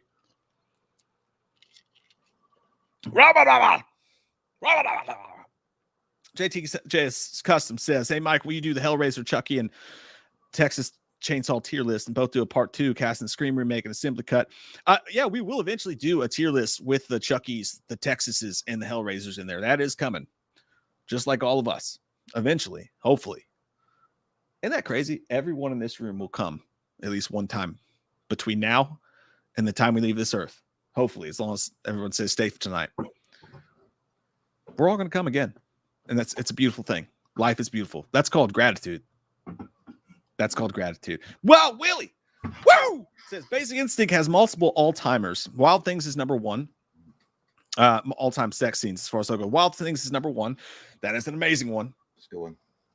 And not too often you get to see Denise Richards and Nev Campbell doing the nasty. In Havana. Yeah, it was hot, dude. I thought you were going to say in her vag. In her vag. Yeah, it wasn't. Yeah, they did a lot of vag stuff, but we didn't get to see it, unfortunately. Too hot for TV. Hey, man, thank you for doing the Patreon draft with us, man. That's going to be fun. I can't wait to see who wins. I'm doing shitty as fucking fantasy, and I'm mad, but it's going to be okay. It's going to be all right. Dan Murphy said, Mike, if I told you had a beautiful body, would you hold it against me? I would hold my body against you, yes. And I would go up and down, slowly while whispering the songs to Careless Whisper in your ear, but in the voice of Tim McGraw. Think about it. Jay, he says, Jay, you crying, boy? Why don't you get some French cries? Keep on keeping on. I will. You ain't seen nothing yet. Boom, boom. All right. Hey, guys, give us your wieners and your wallets. Those are the two things we ask for on this channel when you come to hang out with us. But no, let's jump back to the tier list for the end of the show here and have a little bit of fun. Get all naked in the wind. Let's pull our pants down. Have no fear. I am here. Yeah. I'm here. I'm queer. Stop by sometime for a beer. Have no fear. Oh, baby, do you want some? All right, tier list is up. What do you guys got? Jay, give me a fucking random ass movie. Will, we did Cube. You picked it in the Patreon and we put it on there already. You missed it. You missed it. I mean, it can be any movie. Mota just said done. I don't know what that means. Is it Dune? Oh, the wallet in the. No, I don't know. He might have just said done. Like, I'm not coming into your channel again. Done. I think it's done. Like, I'm going to give you my wiener and my wallet, which is exactly what we asked for. That's what he says after he's done working out and pumping, like lifting up cars and shit because of his major biceps. Done. And then he goes out into the street. He goes out to the street lights and have someone take a picture of him. I think I'm making progress. The Russell Wilson milk commercials. No, I'm done. Is the gym over that way? I don't know. I'm confused. Oh, we did do Prisoners D-Land because we did that when we did the last one, the Dark Directors one. It can be any movie. Any movie. Derek Grant says The Equalizer. Have you ever seen The Equalizer? Yeah, but it's been 1,000 years. I think I remember liking it. And I'm happy for Denzel because The Equalizer 3 is doing pretty well. Yeah. I never saw it, but I think I remember liking it. I think it's pretty good, but I don't know enough about it to rank it. Here we go. Richie Rich. Sorry about the Bills, but heavyweights. That's where would you? That's going to be pretty rad. That's low. I feel like. Well, I would put it up Almost Such as the Sun, but I don't want everybody to judge us. It's a great fucking movie, dude. Like, Heavyweights is actually extremely underrated. If you watch that movie, Ben Stiller is pretty much the same guy that he is in Dodgeball. He's literally the same. He goes, "Kiss my butt." I always remember that part. He's like, "You messed with the wrong man." Oh, I didn't know I was messing with a man. Yeah, I'll go pretty rad too. I gotta put it up there. I gotta put it up Almost Such as the Sun. It's too okay. I'm happy because that's where I wanted to put it anyway. I was just being amicable. I did not send you to go-kart camp. when he puts I think it was Lars when he puts him in the woods and rubs the shit on him or whatever. The parents out there. Oh yeah, dude. And then that one fat kid, he's like he's doing that. He's like this, like, "Please put your fat finger down." He's like, "You broke in the camera." Because and then look, I need to watch Lars that again. is the guy. He's like, goes in the middle of the night, you might hear him make a sudden sound. Do not be alarmed. He goes, "I have a slight sciatic nerve problem," or something like that in his nose. I don't know what he called it, but it was funny as fuck. That movie's fucking amazing, dude. Wild Willie's got a good one too. Rounders. That's fucking all time. Almost Such as the Sun right there. Kid's got alligator blood. You say Almost Touches the Sun? Rounders is an all-timer. What's wrong with you, No, Lord? I can't put it up that far. I can't. Oh, I'm putting you to a vote, you dirty little bitch. That's fine. Beaver, I think you were a little hard on the ward last night. Tank top screaming lotto. I don't fit you. Okay, let me put this in a poll because that's a great fucking movie though. Oh, I didn't finish the last poll. In the last poll, would you saw off your leg to maybe save your family? 53% of the audience says yes. 47% says no. I'm not doing it. I'm not doing it. That's smart people right there. That's smart people right there. That's a tight vote. Tighter than my little butthole. Guys are smart. So While the West, but everything they have built will crumble, and from the ashes. I can't remember an apocalypse speech. That is going to a vote for you guys. How about? Oh, I'm on the wrong fucking screen. There's too many screens. Too many screen paths happening here. How about? Colton's got a good one. Karate Kid. All timer. Don't want to talk about it. All timer. It's all timer. You're a fool. You said no. Not only was it a classic, but it featured fucking fighting, but it was also wholesome. So your parents will let you watch it. And also it spawned not only good sequels, except for that little, that one little guy. That one was really terrible. Yeah. The only thing of that was Jackie Chan and when it was over. Yeah. Did you like the one with Hilary Swank? Actually, the next Karate Kid, when I was a kid, I used to hate it because girls, ew. But when I got older and I actually watched the story, it actually wasn't that bad. It wasn't nearly as good as the other Karate Kids by a long shot because I miss Daniel LaRusso. And I kind of thought it'd be cool that if Daniel dropped in at the end of the movie or helped her in some way with Pat Morita, but it still was decent. But dude, Karate Kid, that's the movie that if you watched at the end when he's like, Mr. Miyagi, we did it. And then he's like, he goes, and like he just does that like pause, and he's like proud, like a proud father. Mr. Miyagi, he's like, and then that like, dude, it was like it makes me cry every fucking time, dude.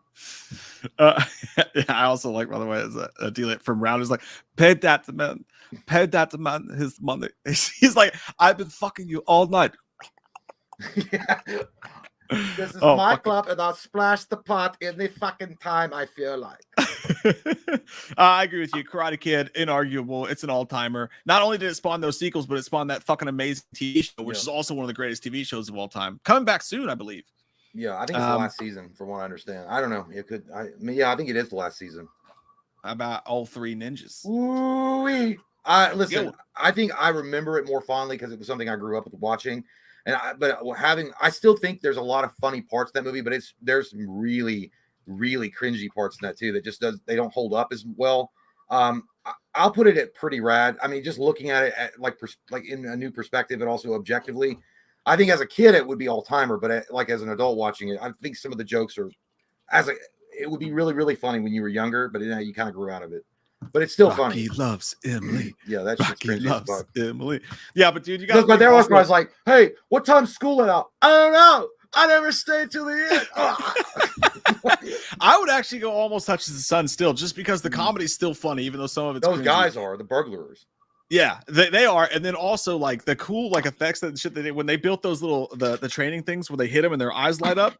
And then when those dudes show up to fuck with their caretaker or whatever, and they all band together to whip his ass. Yeah, dude, the best part of that movie is literally the home invasion when they're trying to kidnap the kids, because when they put those they the hot powder balls and they threw it in their face, and Tum Tum's in the kitchen. He's like, this soda's good. And that guy was in there, give me that, and he starts drinking. They put laxative in it. He's like, sorry, Fester, dude, I gotta take a dump big time. They taking a shit, and he's like, not the stomach. Yeah, dude, and not just that, but those badass little masks that they made and how cool their rooms and shit were. You gotta go almost touch the sun. Nah, man, it's not. Stick it in there with me. Come on, I'll do it with you, but I know we're gonna get run out of town. We're gonna have to go and change our identities again. Shit. I don't care what they say. I want it, and I'm getting it, and I'm sticking it in. The three ninjas kick back and three ninjas, or is it three ninjas knuckle up? No, three ninjas kick back and then three ninjas knuckle up. And the High Noon Mega Mountain. And then the High Noon and Mega Mountain sucked. That was a really bad one. Yeah. Hogan. How about Almost Famous? That's a fucking good one. Do you remember? I barely remember. I've seen it, but I don't remember it enough. I've probably seen it fucking like 10 times. And every time it's one of those movies that like you really do forget. And then you watch and you're like, fuck, this shit's pretty goddamn good and funny. And Jason Lee in it. And that fucking band. Oh, have that. If they changed it to Almost Successful, that'd be me and Mike. almost successful. Almost above minimum wage. We just touched it. We touched the kid for a minute and then it went away. So I'm gonna say Almost Touches the Sun personally because it's enjoyable. It's easy to rewatch. You're filling up our fucking Almost Touches the Sun quick. I got no problem with it. With your brashness. You fucking slut biscuit. God, I'm gonna put my gravy all over you, little slut biscuit. Okay. What about Blow, the movie? Okay, well, here's the thing about that movie. I've seen it. I saw it one time. I liked it, but I remember people praising this movie and saying it was the greatest thing since sliced bread. And I was like, I liked it, but I didn't think it was that, like, I don't know. There was something about, like, I thought it was cool, but I didn't think it was like as magical as people were making it out to be, like once in a lifetime type of majestic movie. Am I talking too fast? I feel like I'm on Blow. It's all this diet goddamn soda with the caffeine. All right. Whoa, hold on. That's not what I meant to say. My fingers, they slip. Yeah, for me, it's pretty rad. I would put Blow at pretty rad.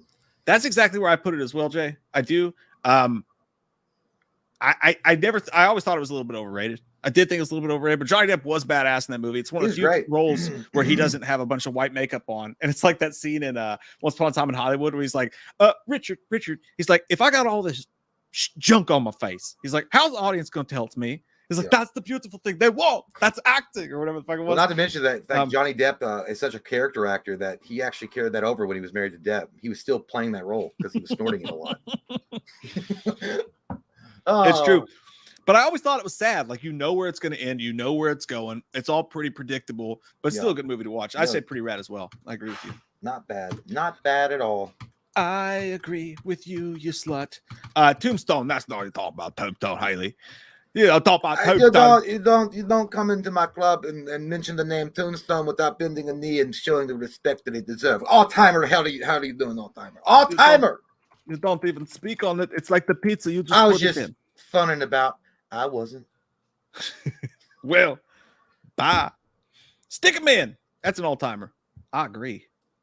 And I want your blood, and I want it now. Oh. Zoolander.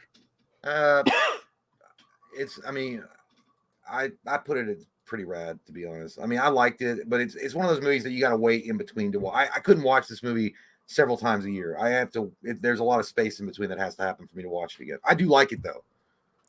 Yeah, I'm 100% agree with you on that. I wouldn't even have a big problem with putting it in fuckable just because I think it's one of those movies. It's almost too stupid to like really be able to enjoy that much. But the lines that are funny as fuck are funny. It's like, how are the children going to learn to read if they can't even fit in the building? I like that part with Mugatu and his assistant when they're like, "Hi, it's Derek." You remember that part when he's like, he spills the milk on him, he's like, Derek, after he's like, Hansel's so hot right now. Merman. I think I got the black lung, Pop. Jesus Christ, Derek, you've only been down there a day. Yeah, pretty rad. He's like, it's walking around with your wiener hanging out. James Jackson, The Gentleman. Hey, thanks, man. I don't know. Remember this one with Matthew McConaughey? Oh shit, dude, that's a fucking badass movie. Holy shit, I forgot. I just remembered it. Yeah, that's pretty rad, dude. That's a pretty rad movie. That's exactly where I put this one too. Like, I feel like it needs to be. I feel like Zoolander should be a fuckable now because I feel like it's kind of muddying up the waters. I got no problem with putting it in fuckable. I really don't. I think we should put it in fuckable. I think it's not. I think it's not a bad movie. It's not saying it's shitty. Yeah, it's totally fuckable. Like, I'll watch Zoolander with you and have a good time. Maybe smoke a bowl. It'll be a good time. I don't even smoke. Pass the brownies. You know what I mean? The Gentleman, though, dude, it's so fast talking. Like, it's a little too broken to be up there with like the movies that it represents, like the Goodfellas and shit like that. Yeah. But Matthew McConaughey is badass. It's got some real hard. I feel like it was a sleeper hit. It was a sleeper hit because I didn't expect it to be that good. No, it's got moments in it that get you fucking pumped up. It's good. Yeah. It's a lot like that movie with Colin Farrell in it, London Boulevard. It's one of those movies that's just, it's a perfect mob movie that's not just over, like you haven't watched it a billion times. Go back. If you're in the mood to watch a mob movie, go check it out. I go pretty rad as well. And the soundtrack is incredible. Certified Gentleman. Oh, fuck. I forgot about that song. Oh, fuck. How about Wild Willie's got one, Men at Work? Man, I can't go higher than... Now, listen, you bring it here in my pawn shop, and I want to bring in an expert to give you a fair price for it. But while I'm looking at it right now, it looks like it's in decent shape. It feels nice. I like to kiss it. It's going to be I want to put it at pretty rad, to be honest with you. Now, if the expert comes in and says it's almost, I'll be fine with that. But right now, I'm at pretty rad. That's where I'm at. Final offer. Yeah. Fuck, I'm gonna go there too. I love it. Like the way I love this movie, it's like almost touches the some on timer, just because I have fond remembrance of it. And Charlie Sheen and Emilio, right. Just having fun together. Love this movie as a kid. Love that they shot people with pellet guns. But as a movie, when you go back and watch it, you're like, oh shit, this shit is not as good as I thought. But no, there's also some boring parts in it too. Yeah, for sure. So Pretty Rad's good, but with a respect. With it's respect. So weird. I didn't know that Emilio actually directed that. He directed that movie. Oh shit, I didn't know that either. Yeah, that's crazy. It's fucking awesome. It's an awesome movie. I love it. Can we say nepotism? How did Charlie get his fucking goddamn role? Well, Christopher Sampson's got to go and do The Perfect World. That's a fucking underrated classic right there. Love that movie. All the little boy wanted was a Halloween costume and some candy. I'm gonna go Almost Touches the Sun. It would be. I could put it in an old timer too. I think Almost Touches the Sun is perfect. Yeah, dude, that is such a great fucking movie, dude. That's Clint Eastwood directed movie too. Yeah, and he's in that too, and like fucking Kevin Costner's so good in that. It's the kind of movie they don't make these days. Like you want to like him because he does good shit, but then like he'll just snarl and turn and do some weird shit. Like that one scene where he's like, "Go ahead and change. I ain't gonna look at your pecker, boy." It's like, "Whoa, we're talking to a 10-year-old. All right, let's calm it down. Let's pump the brakes. Let's get a little sketchy." He was just talking to him. I think he was trying to give. I think it was. If you look at the movie, it was like he was the male father figure he never had. Mm-hmm. Yeah, it's touching, but it's also a little fucked up. Because the little boy's like, I think it's small. He's like, hell no, boy, your age, that's a good size. I think he was just trying to make him feel good because he was trying to be a man, like a little boy like that's trying to be a dude. Yeah, and I think he was like giving him that fatherly guidance. That the other guy was the creepy one that was like trying to like molest the boy in the car. Yeah, obviously. That was fucking gross. And I hated that the kid ran around with his fucking underwear on. I was like, can he get some goddamn jeans? Can we pull the fuck over? I'm tired of seeing this kid is back on the escalator. Jesus. Yeah, I agree, and I get that. I just think that it's a movie like with a ton of themes. Like it's dark and but it's so fucking entertaining and it's so heartfelt. It's amazing. I hate it, World. And I know she didn't deserve it, but I didn't like the mom in that. There's something about her I just didn't like her. I don't know what it was. I just feel like I don't know that she was like overly religious and this little I don't know. Yeah, no, I'm with you. I think that was the point.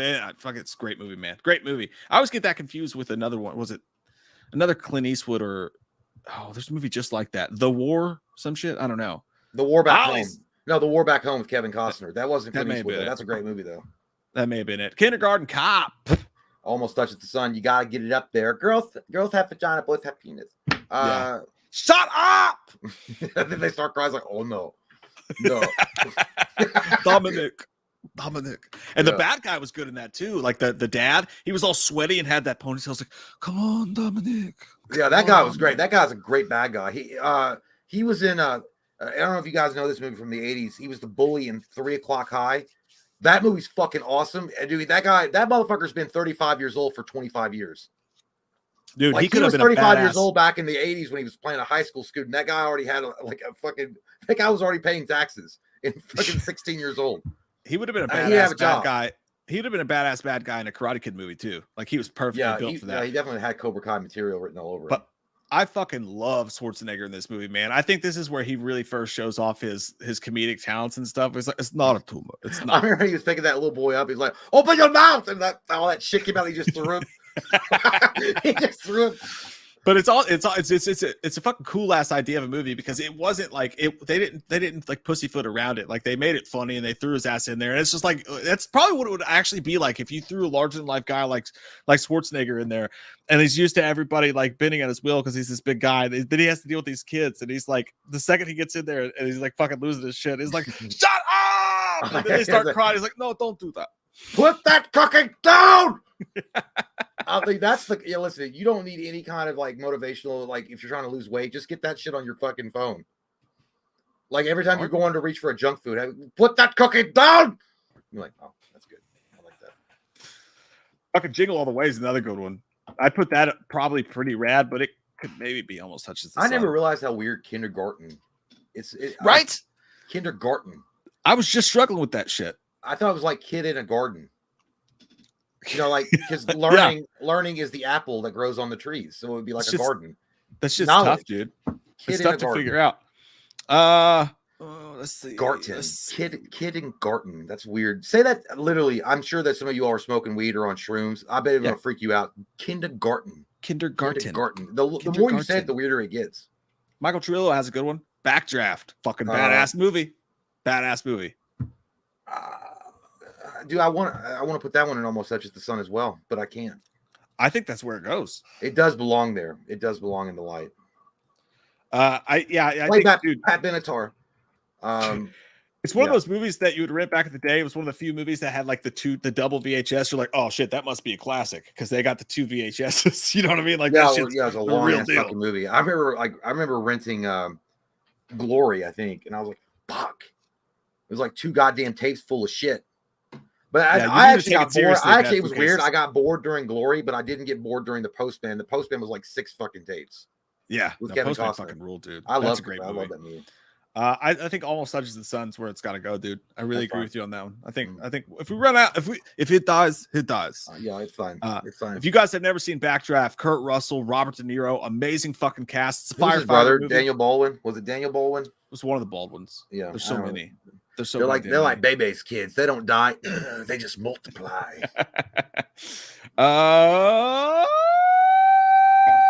You know he still love you. In Bebe's kids.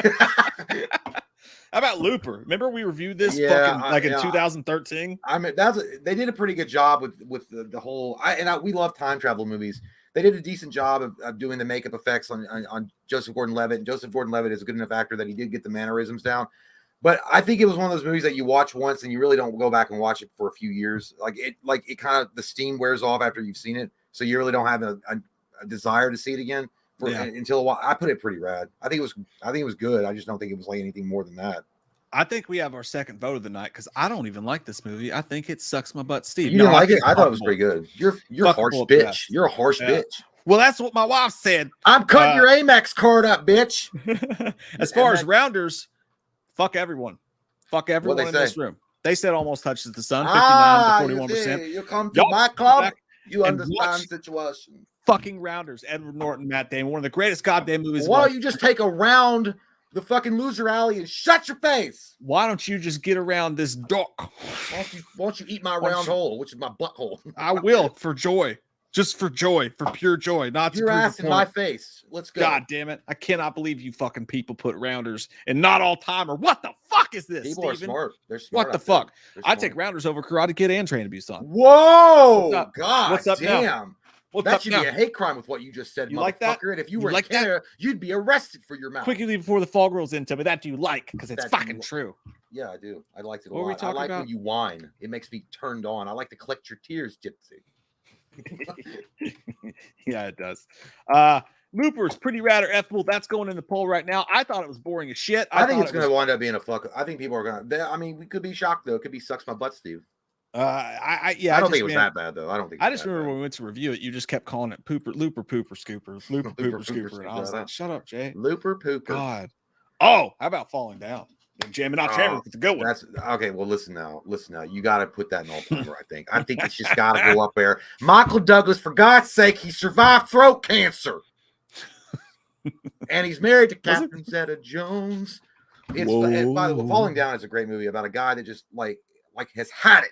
I'm tired of the grind to grind. I'm tired of the bumper to bumper. I'm tired of the fucking asshole on the left of me with his windows down. I can literally hear him eating his fat fucking sandwich from the fast food. The goddamn kids in the next car screaming, "Mommy, I want an ice cream." Fuck it all. that guy that finally snaps.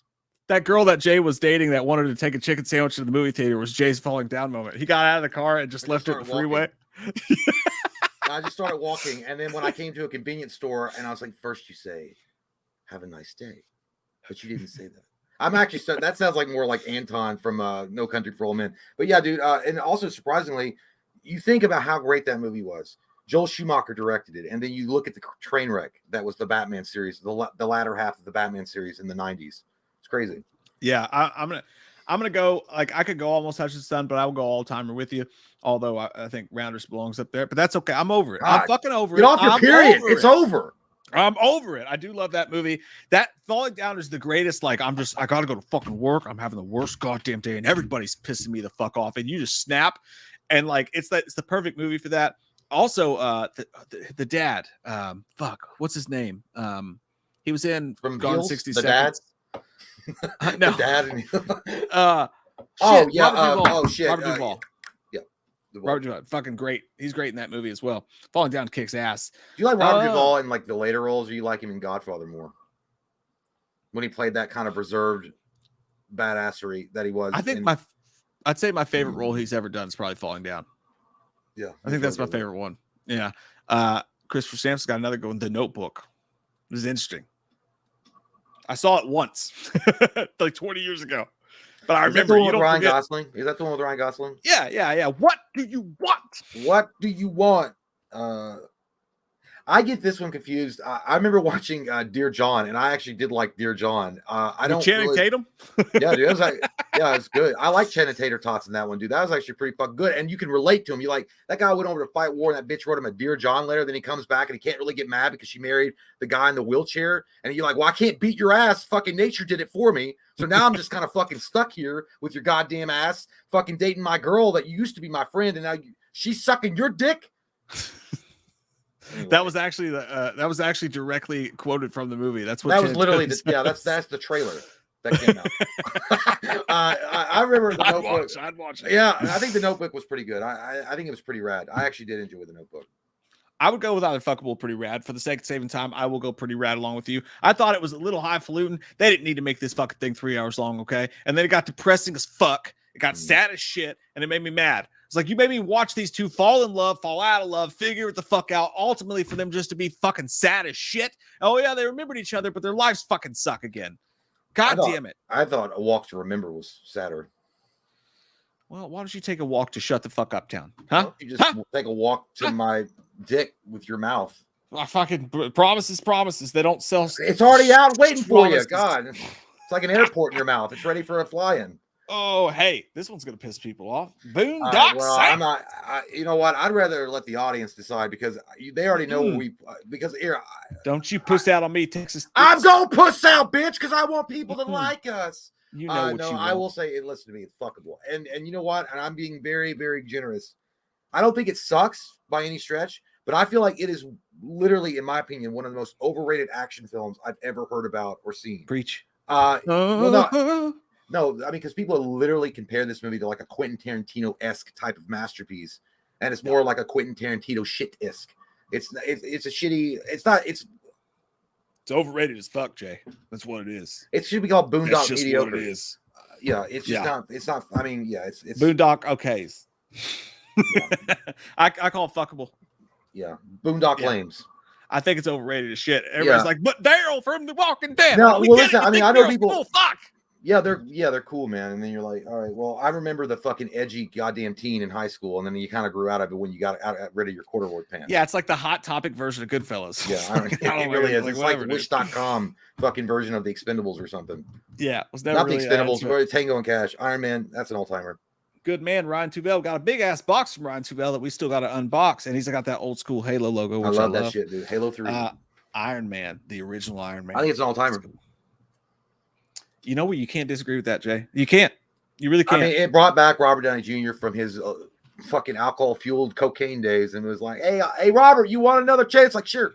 And you know what? He was great in it. He was fucking awesome, and it literally birthed the Marvel MCU. Yeah. Not only did it start the MCU, but it resurrected Robert Downey Jr. and showed us one of the few characters from the universe of movies where it's like he's not playing Iron Man. That's fucking Iron Man. Yeah. You know what I mean? Yeah. So yeah. Well, I think that Robert Downey Jr. fit that as well as like Ryan Reynolds fitting Deadpool. I mean, it was made for him, and not to mention the fact that they did something that a lot of people would have been like, "What the fuck?" Because Iron Man was really a mid-tier character in Marvel. It wasn't Spider-Man. It wasn't like another big giant superhero that most people know, like vanilla fans. Iron Man is like mid-tier at best. Like before Iron Man the movie came out, you'd be like, Iron Man, like who the fuck? Yeah, I know that's what my woman called me in bed. But you talk about a superhero, I don't know what that is. But yeah, Iron Man is definitely mid-tier. Yeah, I totally agree with you. And see, DC tried to copy that with Green Lantern and it failed. Most people didn't know what the fuck was going on. Real bad. Oh, that's fucking. Oh man. Well, we did that one once before. I forgot about that.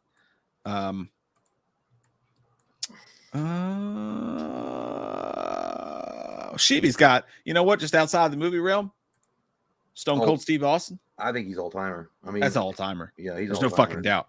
Yeah. Stick him in the all timer forever and always. And yeah, always there's. I feel like the if you had an all timer list of wrestlers, like the ones that literally like put it on their shoulders and like really put their big dick down and gave that energy off, Stone Cold would be one of the number one guys you would talk about that kept the wrestling hype alive. I mean, you could throw in Hulk Hogan for sure. I mean, definitely Hulk Hogan. The Rock. You know, those guys are like once in a lifetime guys. They're like the Michael Jordans of the sport for them. That would be a fun one to do one day. A nice wrestling one. Yeah, we thought it'd be really nice to see all 15 of you in here ranking you with it. That would be the problem. Yeah. Yes, that would be the problem. How about Derek Grant's got to go in? Derek Grant, Beverly Hills Cop. I think it's good. I mean, I think it might be an unpopular opinion again for me. I think the soundtrack Axel F is fucking awesome. Eddie Murphy was literally the launch pad for him in his career and what we got out of all that stuff because of Eddie Murphy and Beverly Hills Cop.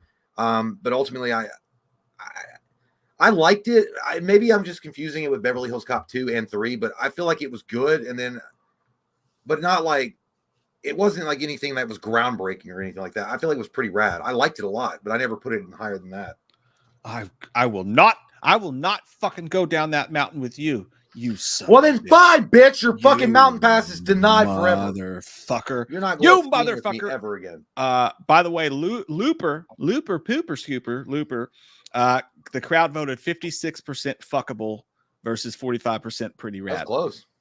It was close. It was a tight vote, and I'm tight. Your asshole's not. That's for sure. Yeah, well, that's been through a couple of divorces. That's more loose than a goddamn Chicago tunnel. When he farts, the wind goes. Whew. I'm putting Beverly. I'm like a hot dog through a hallway, man. I'm putting Beverly Hills Cop to a vote because personally, Jay, I think it almost touches the sun, and I wouldn't argue all the time. I feel bad. Well, I don't feel bad, but it pisses me off the fact. Well, no, I can't say that because Ernie Hudson's a godsend is in the role of Winston. But if Eddie Murphy hadn't taken Beverly Hills Cop, he would have been Winston Zeddemore in the Ghostbusters. And you imagine in the ensemble cast, Bill Murray, Dan Aykroyd, or Eddie Murphy and Harold Ramis. Yeah, he would have been great there. I had so much fun, and I even loved when I was a kid. I even loved Metro, the movie where he played a cop called Metro. Do you remember that? I liked it. But something about Eddie Murphy as a cop, 48 hours, another 48 hours. That's a great one. But yeah, dude, I love Beverly Hills Cop. It's not just the song. I love the entire cast. I love the guy from RoboCop who plays the lieutenant or whatever, the chief.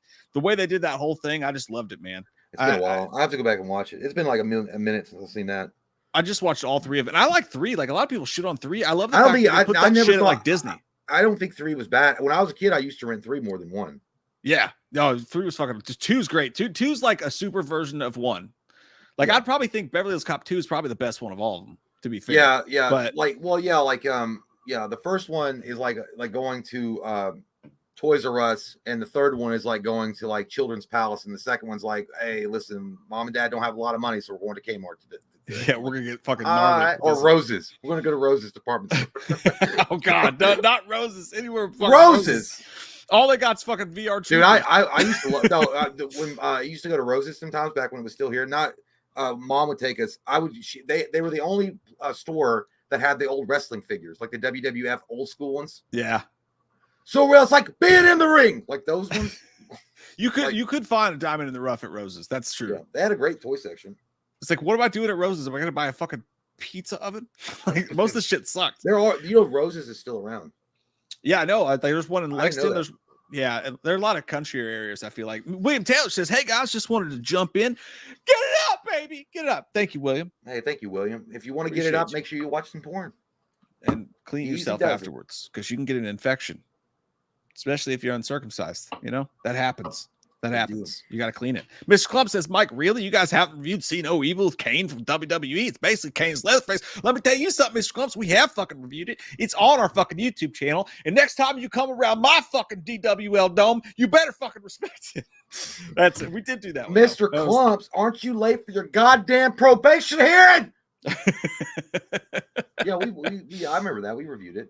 Yeah, it's possible that it's just on the Patreon, but I think it's on the main channel, if I'm not mistaken. Yeah, I think we did that one, and there was another one, Hatchet. Yeah, that we did. Well, that was a commentary we did for that. Chris got another one. I think we got to get some of the lower tiers, and Transporter's perfect for that because I think this movie sucks. I'd Well, call I'm it gonna go with you on that fuckable because at best. I can't remember it. Yeah, I would actually almost go sucks my butt, Steve, but I will give the original some respect. But Transporter, man, I thought that shit was just, I could never get into it. It was like all the most uninteresting elements of all the movies I liked that came before it. Never did it for me, man. Fuckable. I'm not even gonna type it in. I'm just gonna say fuckable. Let's do a speed around here real quick before we go. You want to? Yeah, go ahead and do it. Just a real quick one. Exit wounds. Oh, god damn it, Chris. I said fuckable. It wasn't that bad. DMX. I love DMX. Shit. Yeah, but dude, it was close to having diarrhea in your pants. But Like it's like, yeah, but exit wounds is like, whew, I farted and no juice came out, but I might have. All right, I'll put it in fuckable. All right, fuckable works for you. I'm happy with that. D-Land, take shelter. Michael Shannon. There's a storm coming. I put it pretty rad. I would say almost touches my son myself. God damn, you're being very generous tonight. Did you join a church league? I love Michael fucking B. Jordan. Oh. No, I love Michael Shannon. And I love Tornado movies. And I love that fucking movie. That's what I think. Movie. Yeah. Kids. You ever watch Kids? No, fuck that. I don't want them either. That was I call that movie fuckable. Well, no, I'm not gonna. I'm gonna put it pretty rad just because I don't want to really correlate the two because that's kind of a fucked up thing to do. Yeah, you can't say it together. Oh yeah, Mike put Kids in the fuckable section. Oh Jesus, I'm so sorry for what just happened and occurred. But I will say that Kids was fucked up. It was gnarly. It left me wanting to go take a fucking shower and just scrub it off, and I hated it for that. But it was gnarly. But not a fan of the movie as a whole. Gremlins. Ooh, that's man. Almost touches the sun. It's pretty rad. Well, I would, but yeah.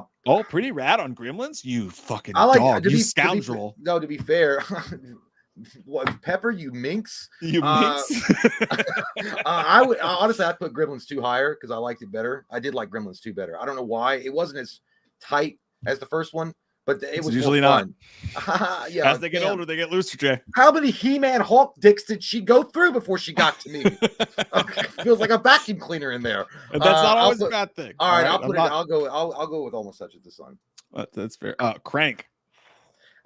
Listen, I think at best it's fuckable. At worst, it sucks my butt. What? I said you're thinking of the wrong movie, dude. No, I'm not. Crank was fucking awesome. I'm Chef Chelios. Yeah, that movie fucking ruled. He had to have sex with her in the street because he had to keep his fucking adrenaline. No, up. Maybe it's because they made like 67 fucking cranks and I got tired of it.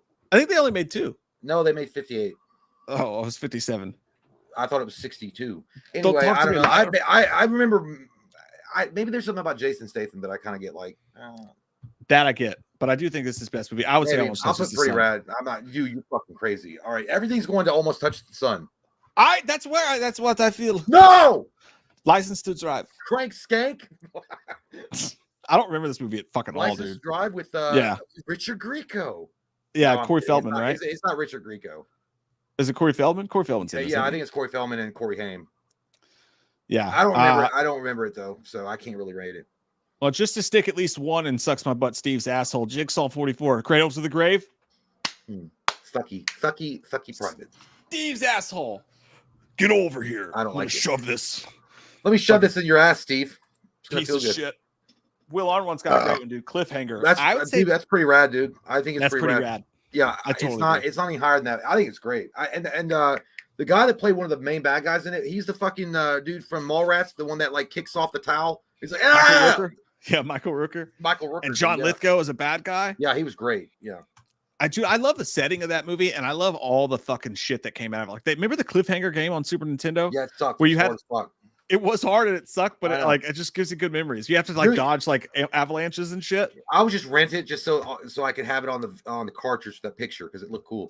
But that's right. Yeah, dude, there was something about that movie, and I like looking at it now. It looks cheap and fake, but when they're hanging up in the middle of that ravine, dude, it's my asshole used to clench every fucking time. I was like, ooh, like I was with him. I was like, ooh, because the camera angled up like that, and you could see him holding on to her hand, and then I would have think about nightmares, like with your fucking fingers slipping off the wire and then falling into your. Oh my god, I don't know why. That freaks me out. I have the weirdest thing that's going on right now, and it was just like right before the stream it started happening. I keep feeling cold rain on my hand. Like I keep feeling drops of cold rain on my hand. Like it feels so realistic. And I look at my hand, there's nothing there. That means you're gonna die. Of course it does. That's why I didn't look it up on Google. What Thank happened you. to you? WebMD the is like anxiety if you feel rain prattling on your hand without any kind of outside atmospheric intervention, you're gonna die soon. You probably had level 5 cancer of the eyeball. That's what Google said. It said either you're gonna die very soon or you have a ghost haunting you. And I was like, oh, so this was kind of glad I did this. It's just probably like nerve endings. Like I don't know. I don't know, it's fucking weird though. Like I've had like numb hands before, but I've never had the feeling of wet fucking cold rain. That's so strange. Maybe a ghost is rubbing its dick on your fucking hand. Well, guys, this is our last stream. It was fun. It was fun All right, to we'll enjoy see you later, New Orleans. Good night. Where would you put Hostel? That's fuckable. But I'd say pretty rad. It was different. It was new at the time. Well, the Hostel 2 was definitely fuckable, but okay, maybe pretty rad because it was different when it first came out. It was gnarly, but I always thought that was another one that was overhyped. People were passing out in the theaters, and there was ambulance coming. Again, overhyped. Yeah, they did do that. They did do that. We used to watch the huddle around our computer and watch the trailer like, oh my God, this is going to be crazy. And it's like, it was a pretty good horror movie. At the end of the day.